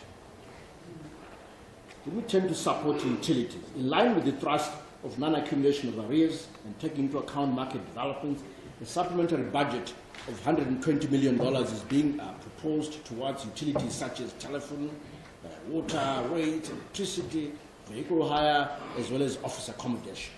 Settlement of government arrears to these utilities is also a way of capitalizing and capitalizing them. Mr. Speaker, it is also disconcerting to note that accumulation of arrears to ZESA by corporates, households, and other entities, irrespective of suboptimal tariff levels obtaining, and therefore urge all users to be responsible and pay up for services received. This also refers to various outstanding consumer obligations to local authorities. Please pay up your bills. That's the message to us and all Zimbabweans. Keeping the two ministers, but the chief corporate. Mr. Speaker, sir, Your Excellency and other members here present, let me turn to social safety nets for the vulnerable groups. The adverse macroeconomic environment caused by a drought and cyclone requires government to support vulnerable groups with support mechanisms that allow them to withstand the negative shocks to their livelihoods. According to the 2019 Zimbabwe Vulnerability Assessment, which is ZIMVAC report, 59% or 5.5 million people of the rural population would be food insecure during the peak hunger period. In terms of support to this group, government has so far distributed 189,000 tons of grain in support of 757,000 households. I repeat, government has distributed 189,000 metric tons of grain since January now, and this is supporting 757,000 households. The beneficiaries for the first time are in both rural and urban areas. For urban areas, we've been focusing so far on Bulawayo and Harare, but that program is set to expand. In rural areas, we're covering all provinces.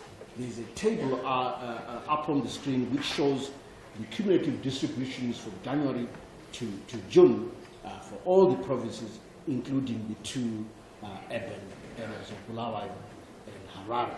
Not give only during by-election.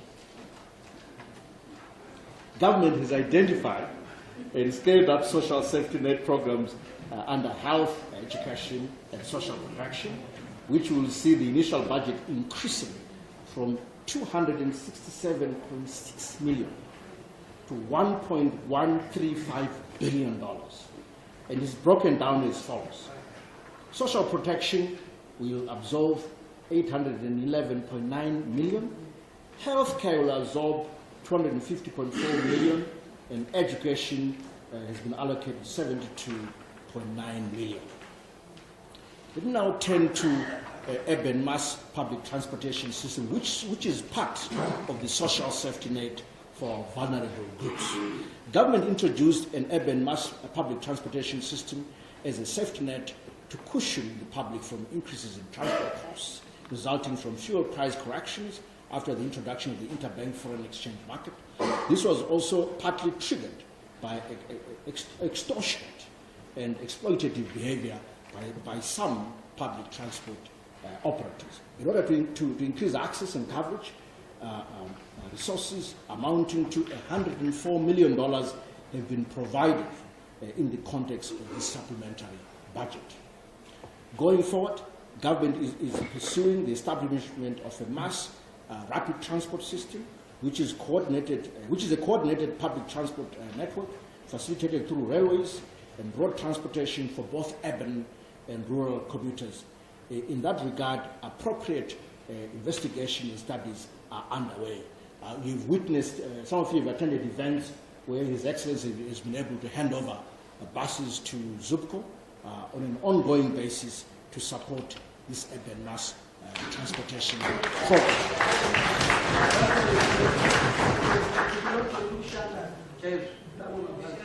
Development partner support. This is worth mentioning, Your Excellency, Mr. Speaker, and honorable members.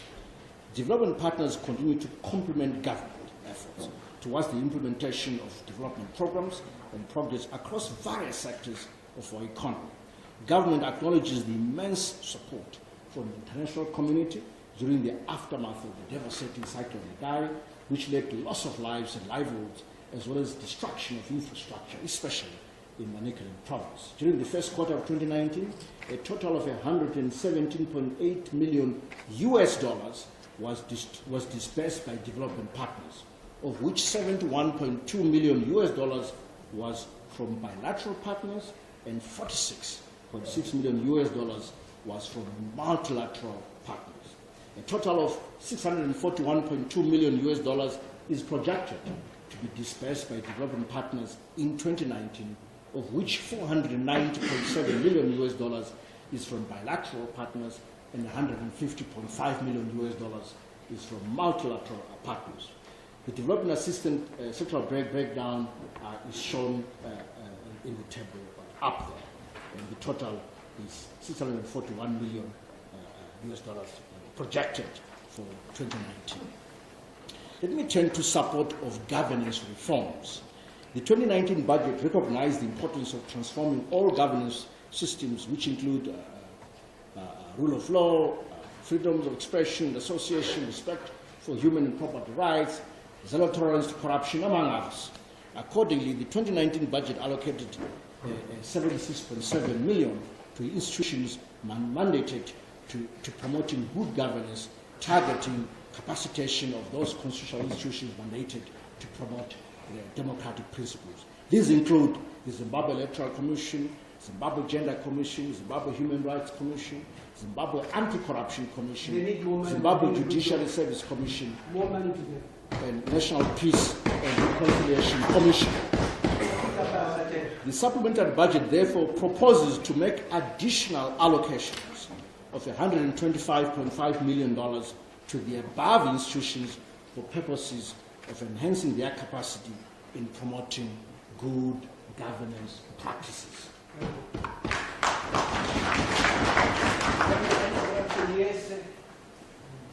Let me turn to structural reforms, Mr. Speaker, sir. In support of the demand side objectives, structural reforms remain a key pillar for reforms.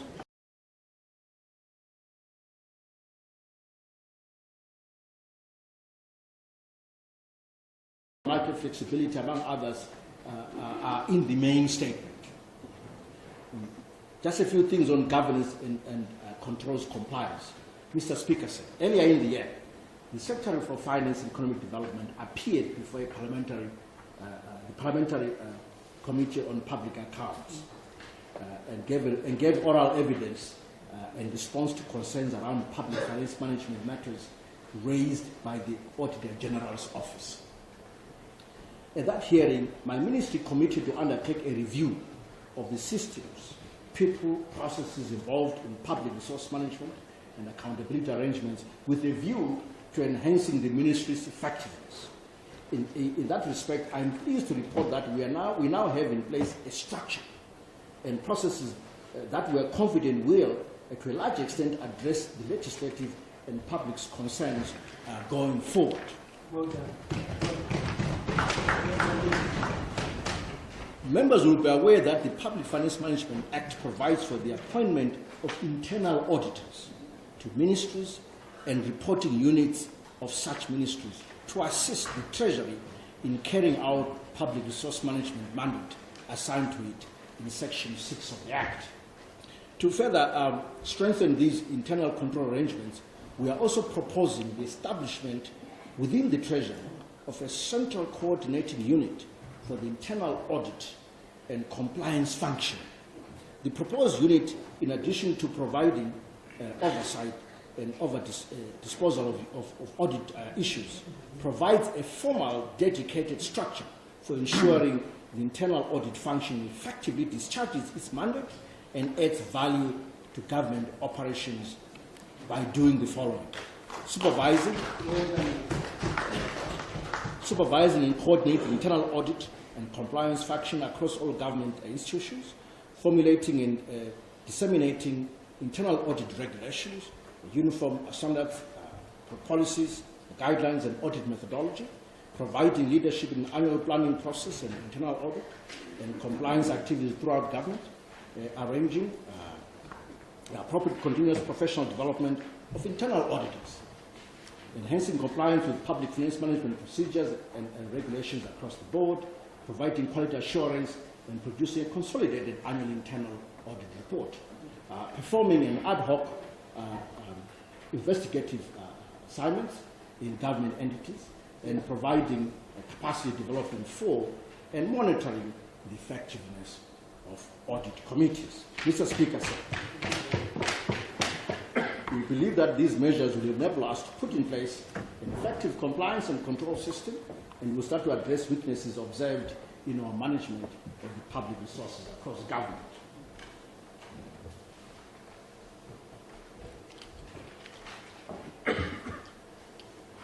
Let me turn to the Indigenization and Economic Empowerment Act.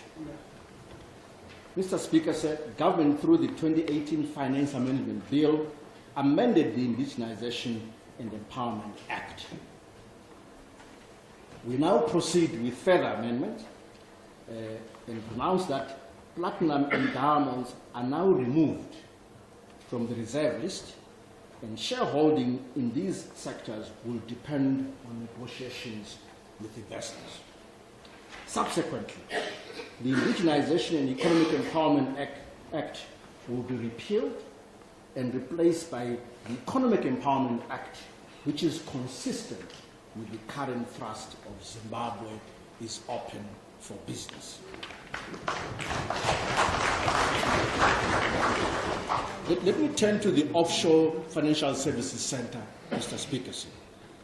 It will be recalled that in my 2019 National Budget Statement, I advised that government will consider exploring the possibility of setting up an Offshore Financial Services Center, or FSSC, as part of efforts to develop the financial services sector through provision of opportunities for global investment, and also to support the mantra that Zimbabwe is open for business.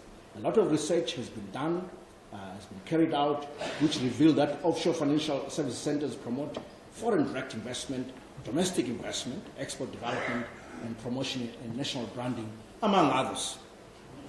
Other economies that have successfully embraced offshore financial centers, regional and international, include Mauritius, Cape Verde, Botswana, Kazakhstan, Switzerland, of course, among others. These countries have grown to become financial hubs, attracting a lot of investment.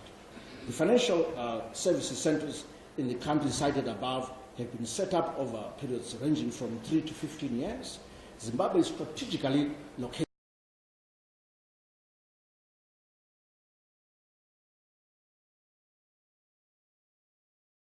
is necessary for the successful setting up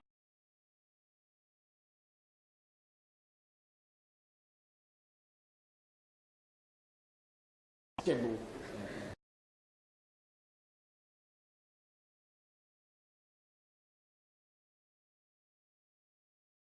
much needed investment, establishing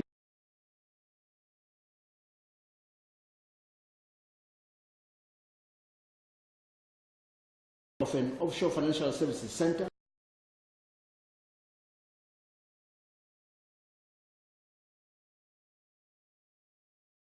financial system.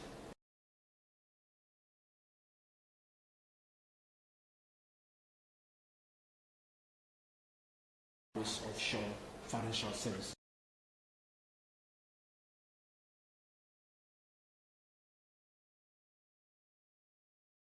Also considering establishing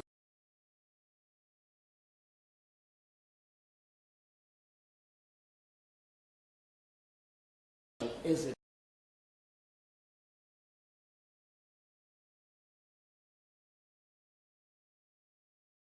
imports into the economy. Mr. Speaker, sir,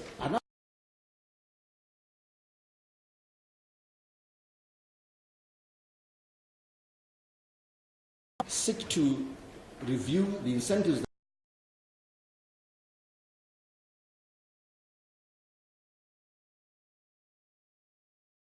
to taxpayers through adjustment of tax rates,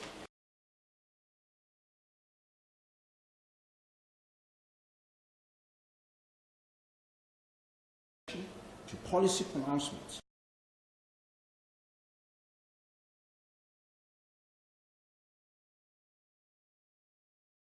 A close look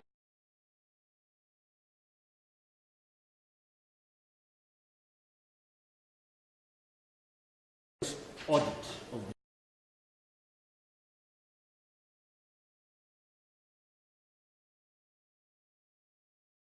the suspension of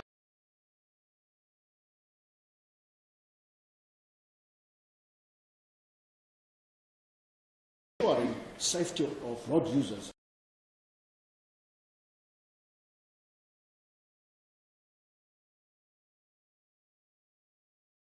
for a period of 12 months.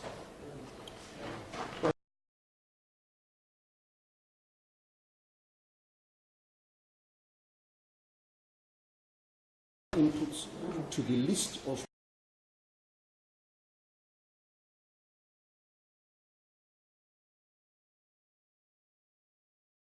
components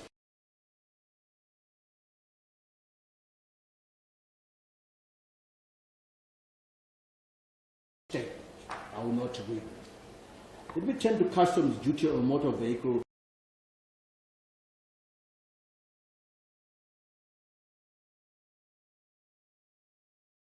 Presents an opportunity for companies to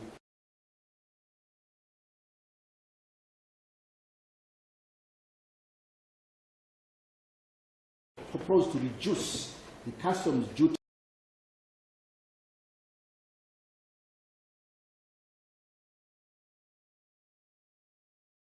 to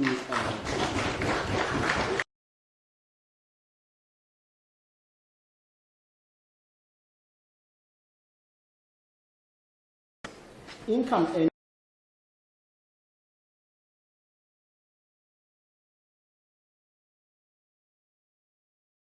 deemed to be from a source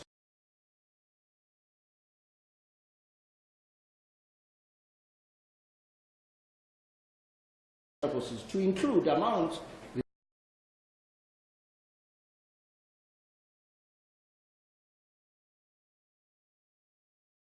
outside Zimbabwe.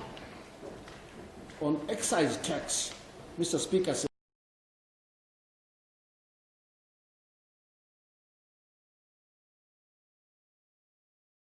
and ad valorem excise taxes as follows. For fuel, ad valorem excise duty of 45% and 40% per litre for petrol and diesel respectively. So moving from a fixed Zimbabwe dollar figure to a percentage. So it's ad valorem. Alcohol beverages, optimal mix of specific and ad valorem excise duty structure as follows. For spirits, 40% of ex-factory cost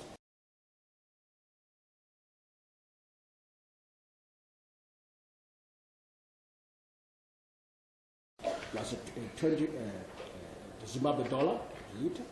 45 wines, $4 per litre. Unfortified wines, 15% of ex-factory cost plus $3 per litre, $3.50 per litre, apologies. Other fermented beverages, proposing $3 per litre, and opaque beer powder, 50 cents per kg. For tobacco, a combination excise duty of $50 per 1,000 cigarettes plus 20% ad valorem on the ex-factory price. Destruction of seized tobacco products.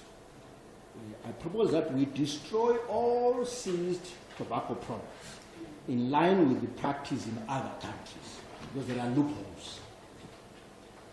Let me turn to taxation of direct fuel imports. Mr. Speaker, all of them.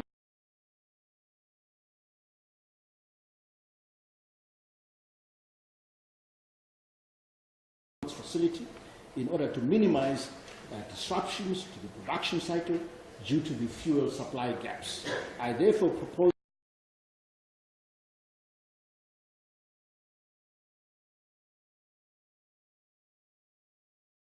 US cents and 40 US cents per litre of petrol and diesel respectively.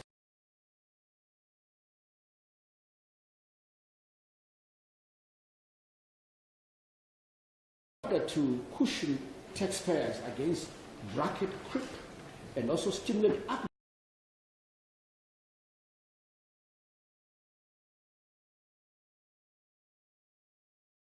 dollars up to 700 Zimbabwe dollars, and further widen the tax band to a maximum of 30,000 Zimbabwe dollars, above which income is taxed at a marginal rate of 40%, and this is with effect from today.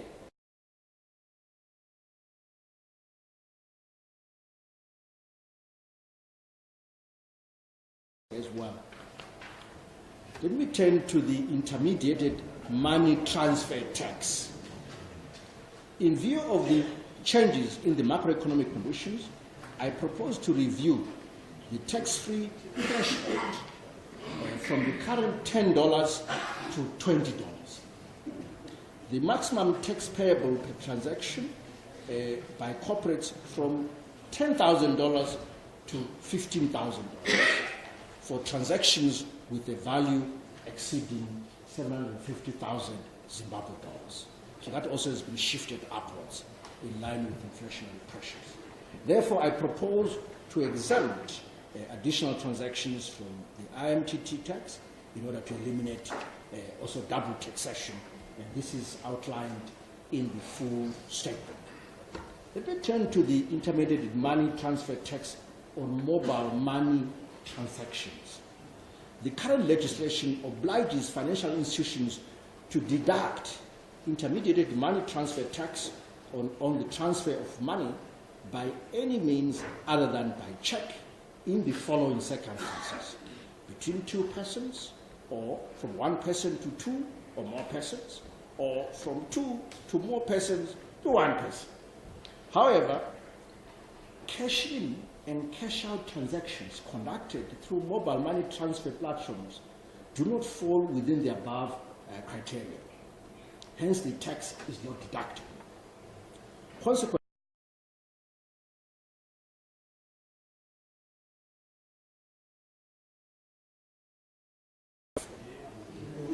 thereby evading payment of tax and sustaining parallel market activities. I therefore propose to levy the 2% money transfer tax between mobile money transfer agents and recipients. Let me turn to the mining fiscal regime. Mr. Speaker, sir, I propose the following key measures in support of the mining industry. First of all, the deductibility of mineral royalties. In line with practices in other countries, I propose to allow mining royalties as a deductible expense in the determination of taxable income. On mining levels and charges, in order to support investment in production mining, I call upon the mining sector cluster on the ease of doing business initiative to finalize and implement agreed positions relating to streamlining fees and charges levied on mining operations. Let me turn to mineral royalties, gold specifically. In order to support gold production as well as maximize revenue flows to the fiscus, I propose to review the royalty regime for primary gold producers from a two-tier system to a sliding scale royalty regime that is based on gold prices as follows. So below a gold price of $1,200 per ounce, a royalty of 3% is proposed. Above a gold price of $1,200 per ounce, a royalty of 5% is proposed. I further propose to review the royalty rate on gold produced by small-scale miners from the current rate of 1% to 2% of the gross fair market value in order to minimize arbitrage opportunities. Let me come to the alignment of the definition of a mineral, Mr. Speaker. The Mines and Minerals Act recognizes dimensional stones extracted from quarries as a mineral. In this regard, quarry mining operations and licensing are governed in terms of the Mines and Minerals Act. I therefore propose to align the definition of mineral in the Income Tax Act to that in the Mines and Minerals Act. Let me turn to the removal of duty on solar batteries. Honourable members, Mr. Speaker, Excellency, you'll be aware that government in 2010 provided for duty-free importation of solar panels and other solar-related products in support of the energy policy thrust for use of alternative and clean and renewable energy sources. In order to promote investment in solar energy, thereby reducing power demand on the already constrained national grid, I propose to remove duty on lithium-ion solar batteries.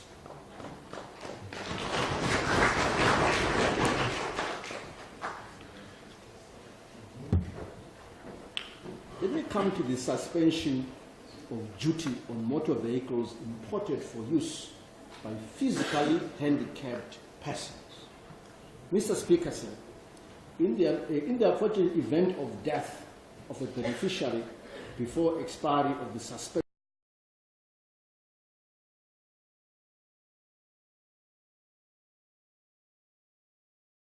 it becomes due and payable by the executor of the state. In order to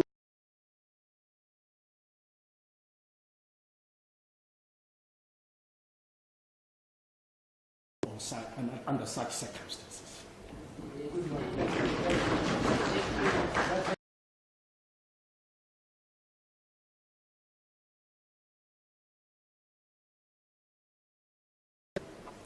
You'll be aware that upon adoption of the real-time gross settlement dollar,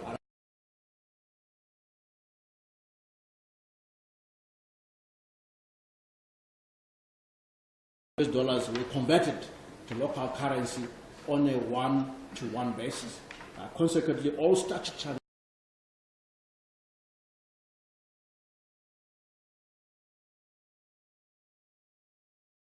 local unit against major currencies has increased the cost of goods and services. Hence, the current level of fees, levies, and charges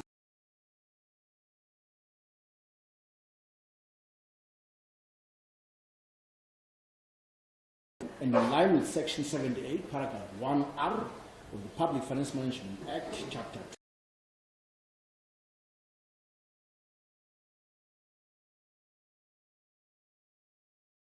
2. Revenues accruing to the Consolidated Revenue Fund, I propose to review fees, levies, and charges on government services in line with economic developments. Let me turn to tax administration. The review of monetary amounts in tax statutes. Mr. Speaker, I have already alluded to the fact that monetary amounts in various statutes, including tax-related legislation, were converted from US dollars to RTGS dollars on a one-to-one basis through the promulgation of statutory instrument 2019, hence no longer serve the intended purpose. I therefore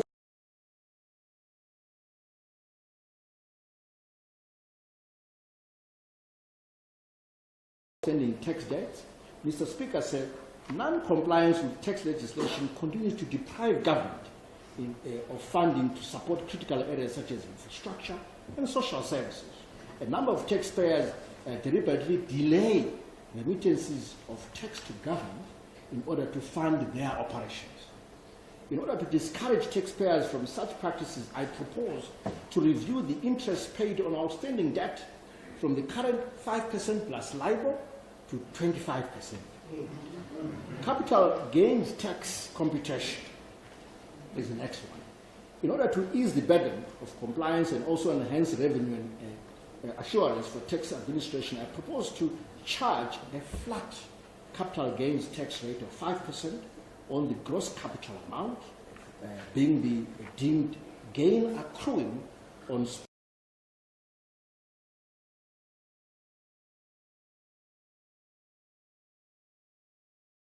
legislative amendments regarding the income tax. The first one is the relaxation of the thin capitalization rules. Mr. Speaker, sir, government has availed loan funding to recapitalization of strategic state-owned enterprises. This support has therefore resulted in some of these companies exceeding the prescribed debt-to-equity ratio of 3:1 for tax purposes. So this has been breached. In order to facilitate implementation of strategic government projects, I propose to exempt from tax deemed dividends accrued on account of debt contracted through government facilities to the state-owned enterprises where such debt exceeds the debt-to-equity ratio of 3:1. On capital gains, in order to reduce the cost of capitalization, I propose to exempt gains accrued from the transfer or disposal of shares to the Sovereign Wealth Fund from capital gains tax. On special economic zones, government in 2017 availed a number of tax incentives for the benefit of companies engaged in export-oriented industrial activities. Government notes with concern that some non-exporting companies have been designated as special economic zones in order to benefit from the existing preferential tax regime. Notwithstanding operating in a special economic zone, companies are, however, not automatically entitled to benefit from the existing tax incentives unless they meet the conditions prescribed in the Finance or Income Tax Act. From the foregoing, mining houses and other companies that produce for the domestic market cannot benefit from tax incentives under the special economic zones. Therefore, in order to ensure that there is conformity to the constitutionally enshrined principles of the fair taxation and for purposes of transparency and accountability, tax incentives shall be solely promulgated through the relevant tax legislation. Let me turn to VAT. In order to enhance the effectiveness of the fiscalization program, Mr. Speaker, I propose to allow existing licensed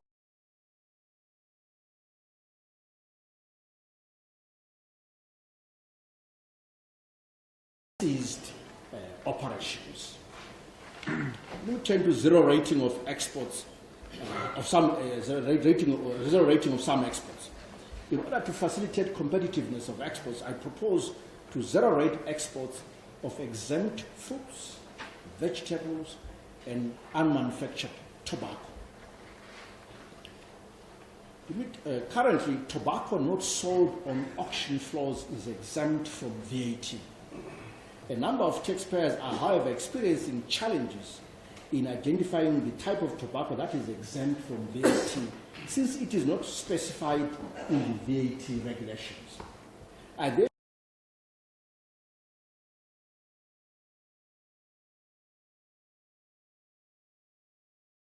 this is contained in the long statement.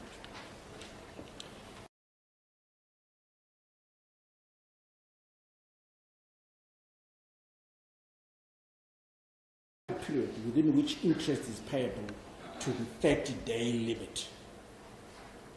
If we turn to some customs duty,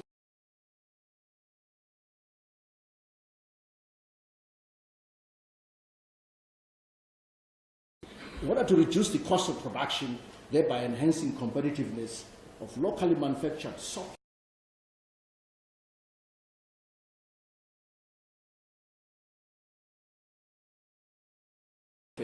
where materials used in the production process are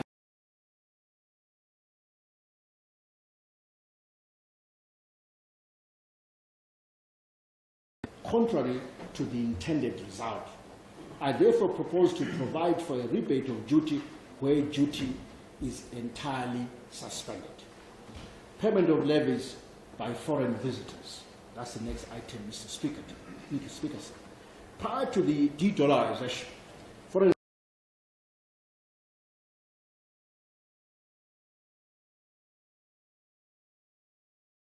continuation of payment of the above levies in foreign currency in order to ensure convenience for such travelers.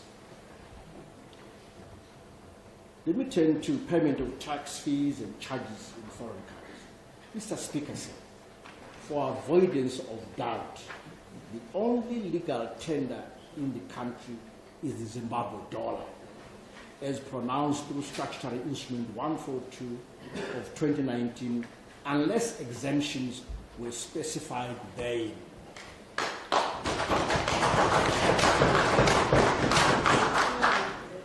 Therefore, in cases where exemptions have been issued, taxes shall also be payable in foreign currency.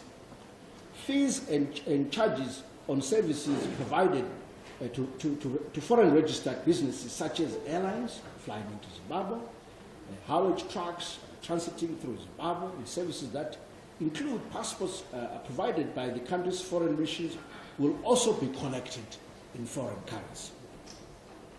I now move to the conclusion.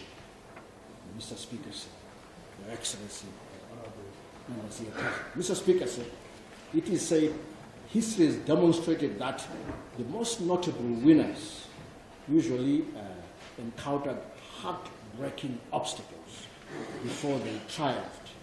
They won because they refused to become discouraged by their defeats. This was said by B.C. Forbes, who is a journalist, author, and publisher.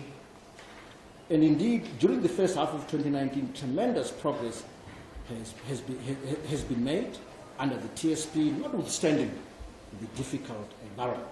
Milestones on the stabilization front are so far very positive and now constitute a strong base for the advancement of other reforms, particularly regarding supply stimulation, re-engagement, governance, and other structural interventions.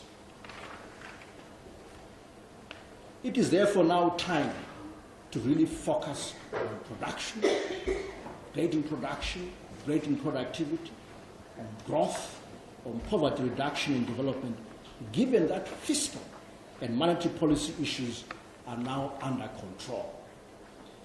The prospective investments in mining of $12 billion combined with the tourism potential, industry reboot from the new position of a competitive domestic currency, the infrastructure investments all point to a bright future for economic growth, job creation, and development. The devolution agenda will galvanize development thrust at the local level. These issues, therefore, constitute the reform agenda for the last half of the year and beyond. I therefore table the appropriate 2019 supplementary estimates of expenditure and propose their adoption. Up there on the screen in very small letters, the votes for the various ministries. We couldn't make it bigger. But some of you may have a sharp eyesight. Mr. Speaker, sir, Your Excellency, honorable members here present, following observations and guidance by the Parliamentary Budget and Finance Portfolio Committees and the Public Accounts Committee, it is my intention to later table relevant and pending financial adjustment bills for condonation. I thank you.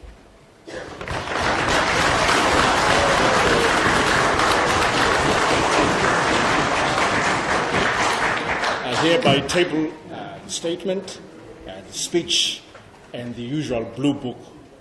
Mr. Speaker, sir, Your Excellency, and honorable members here present, I thank you once again.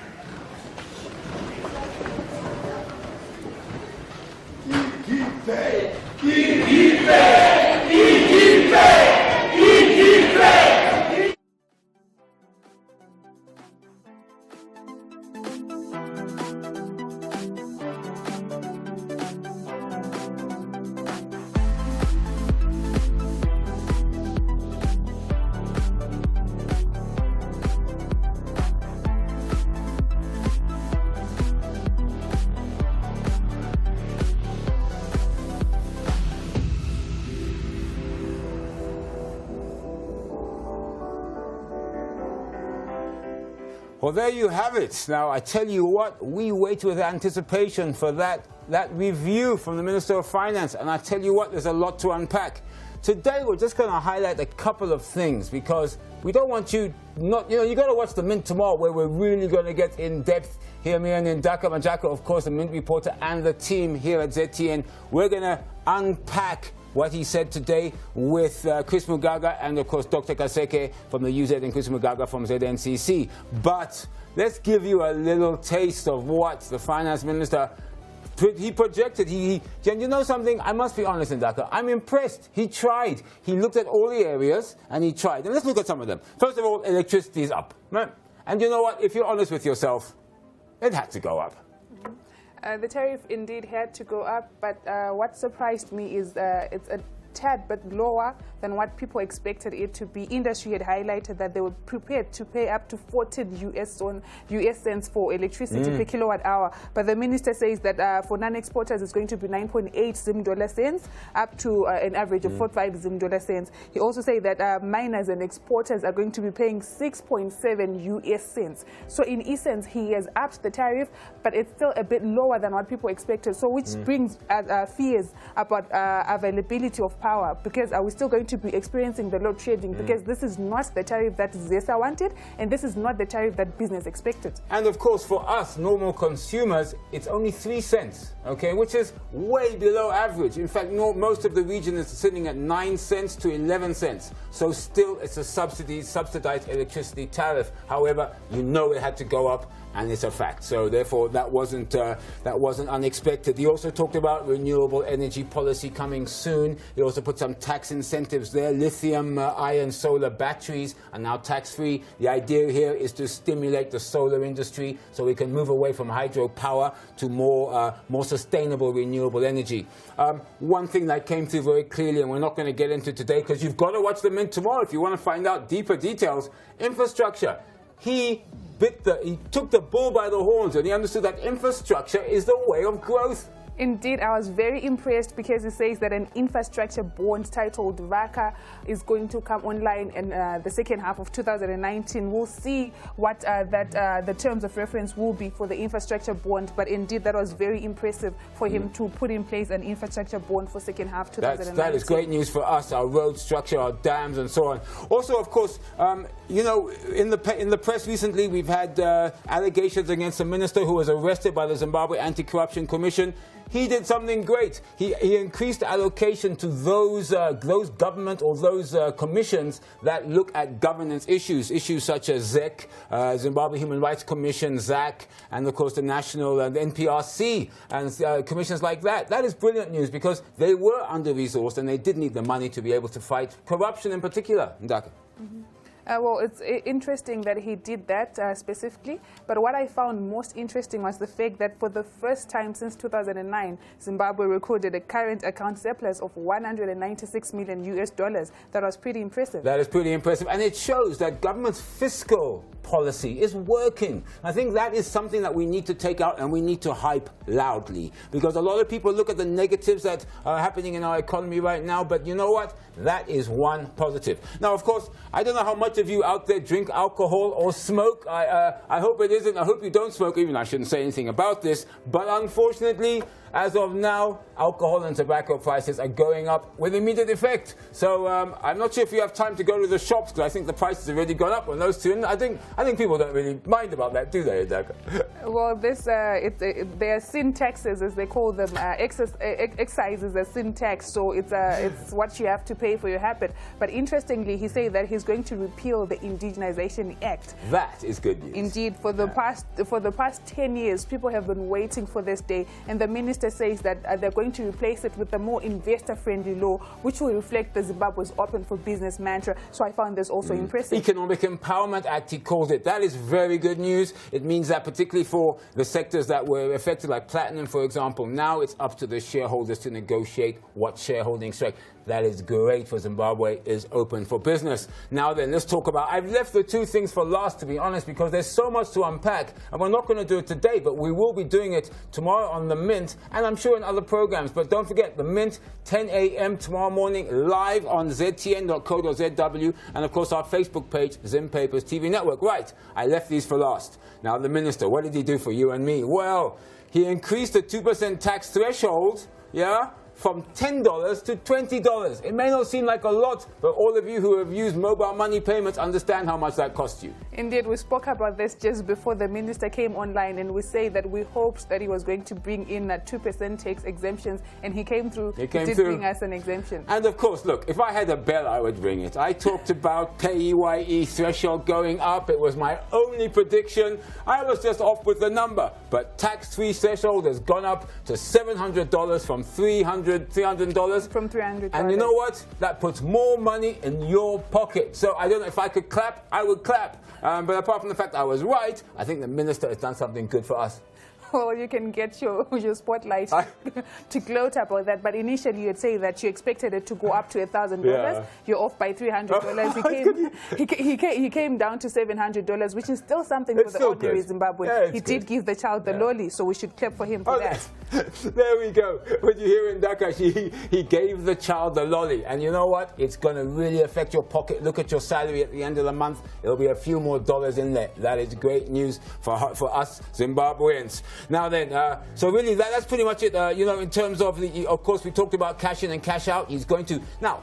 One of the issues we did on the Mint was about how people were buying and selling cash in the streets. And one of the ways that we're doing that was through the cash in and cash out mechanism in mobile money transfers. So he's going to put a new tax of 2% on those transactions. Hopefully, he hopes that will reduce the incidence of driving the parallel market. We're yet to be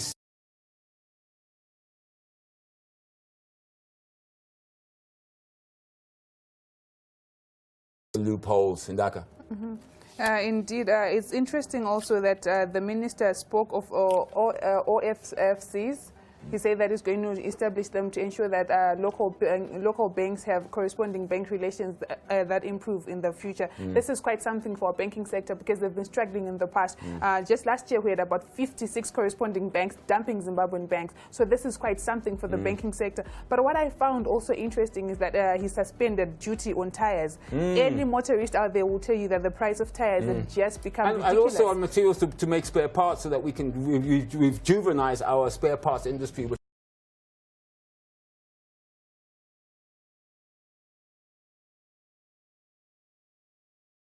The Zimbabwe Offshore Financial Services Center, similar to centers like Guernsey, Isle of Man, and Mauritius, of course, closer to home, whereby capital can come in, it's tax-free and so forth. It's a good idea. Obviously, it's a longer-term plan. It isn't going to happen overnight, but as well, that does give confidence in the banking sector, and it also makes Zimbabwe a regional financial hub. So that's great news. And of course, zero-rated tax on certain foodstuffs. That's going to be good for us as well. Of course, we haven't seen the list. We don't know yet. We're going to unpack that as well. But I'm hoping that some of the products on there are what we use every day. Basics, indeed. Hopefully that will curb the food inflation, which is now technically in hyperinflation. But I found it interesting that he decided to extend command agriculture. So we're saying that he had 210,000 hectares under maize seed.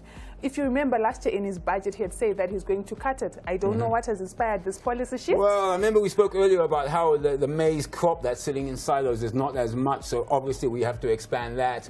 And of course, the issue is that the minister also did say, not just in this policy, but prior, he said that he wants to work with private sector and that command shouldn't just be a government project.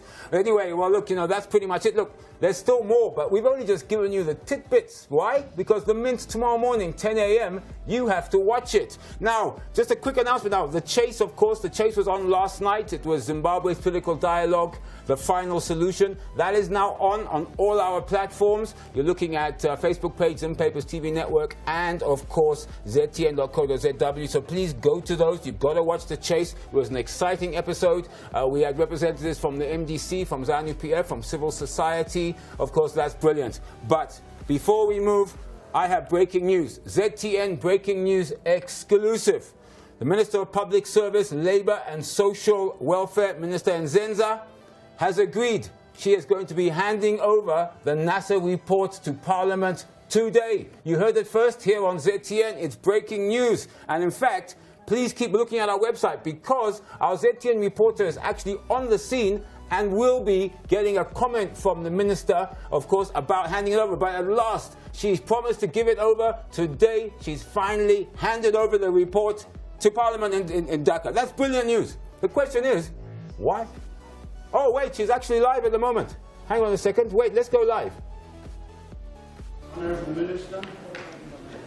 Mr. Speaker, sir, thank you for the opportunity to be able to present to you today the NSSA forensic report.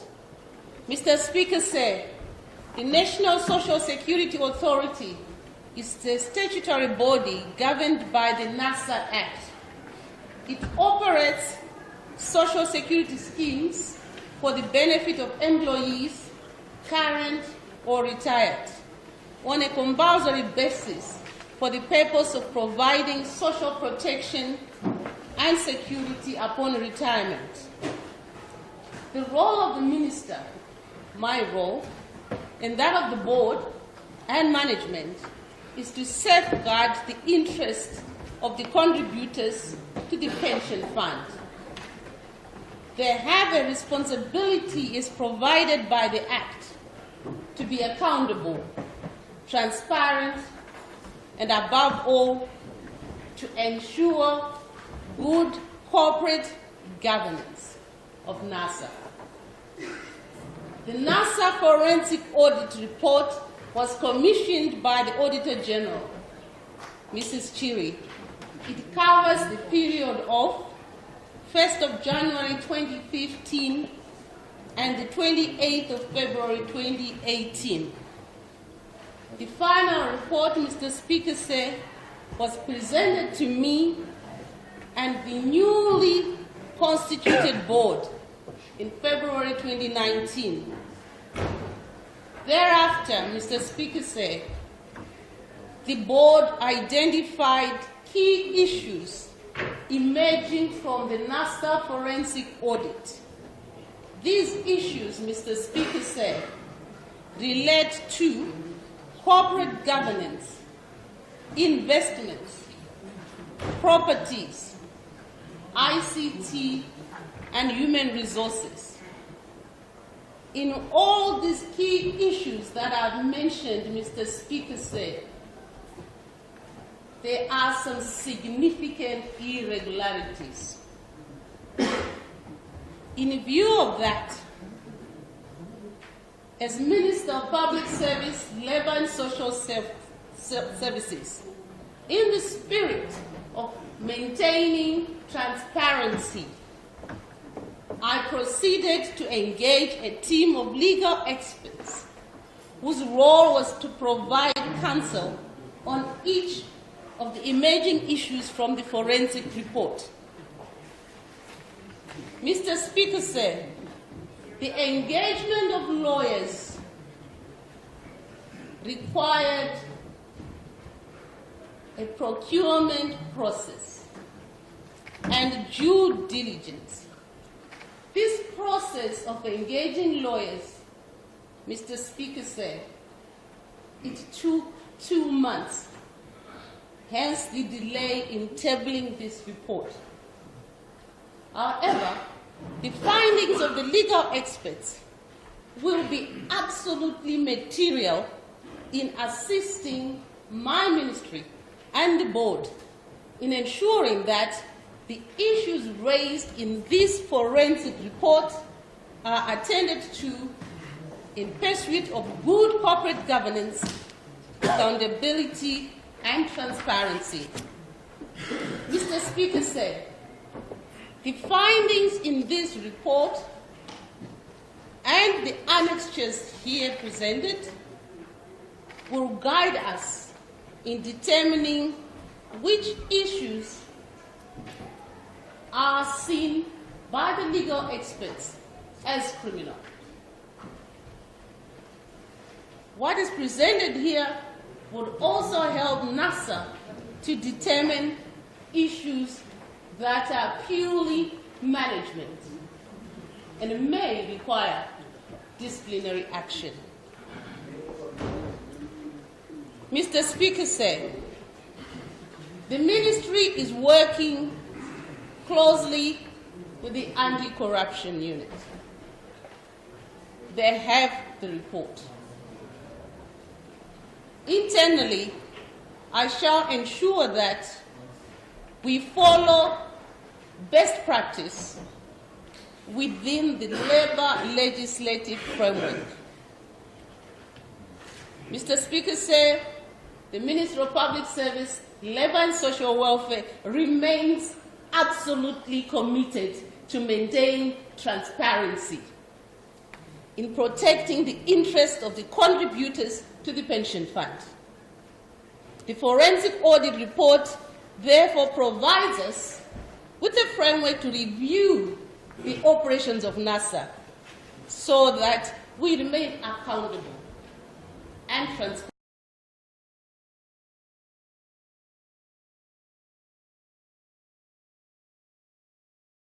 Speaker said, I hereby table the NSSA forensic report as promised.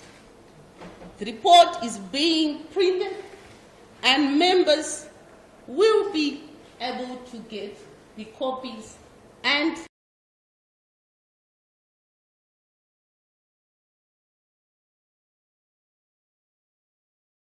to you in full, as requested.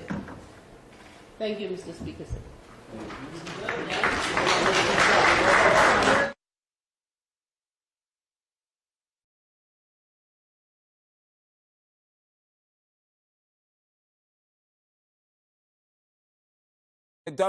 There we have it, Minister of Public Service, Labour and Social Welfare, Minister Nzenza, finally handing over the NSSA report to Parliament. But you know what, let's just touch base on some of the things she said. Look, she tried to explain the reason for the delay. I've got Ndaka Majaka here, of course, from the Mint with me. She basically said, look, she needed time for legal experts to go over the report.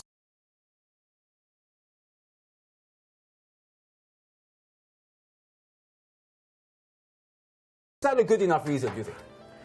Well, I don't think this is good enough a reason, because this issue was an emergency and it should have been treated as such. She mentions that there were due processes that she needed to follow before she could even get people to come and do the audit report. But then it also points to the weakness that we have as a country, red tape. This issue should have been addressed and dealt with. Right now, everyone wants to know what was NSSA doing with the investment income. It should not have taken that long for us to know what's happening with the investment income. All right, now the other issues, of course, she said that they are working closely. Her ministry is working closely with the anti-corruption unit. And in fact, the anti-corruption unit already has the report, which implies that action is going to be taken.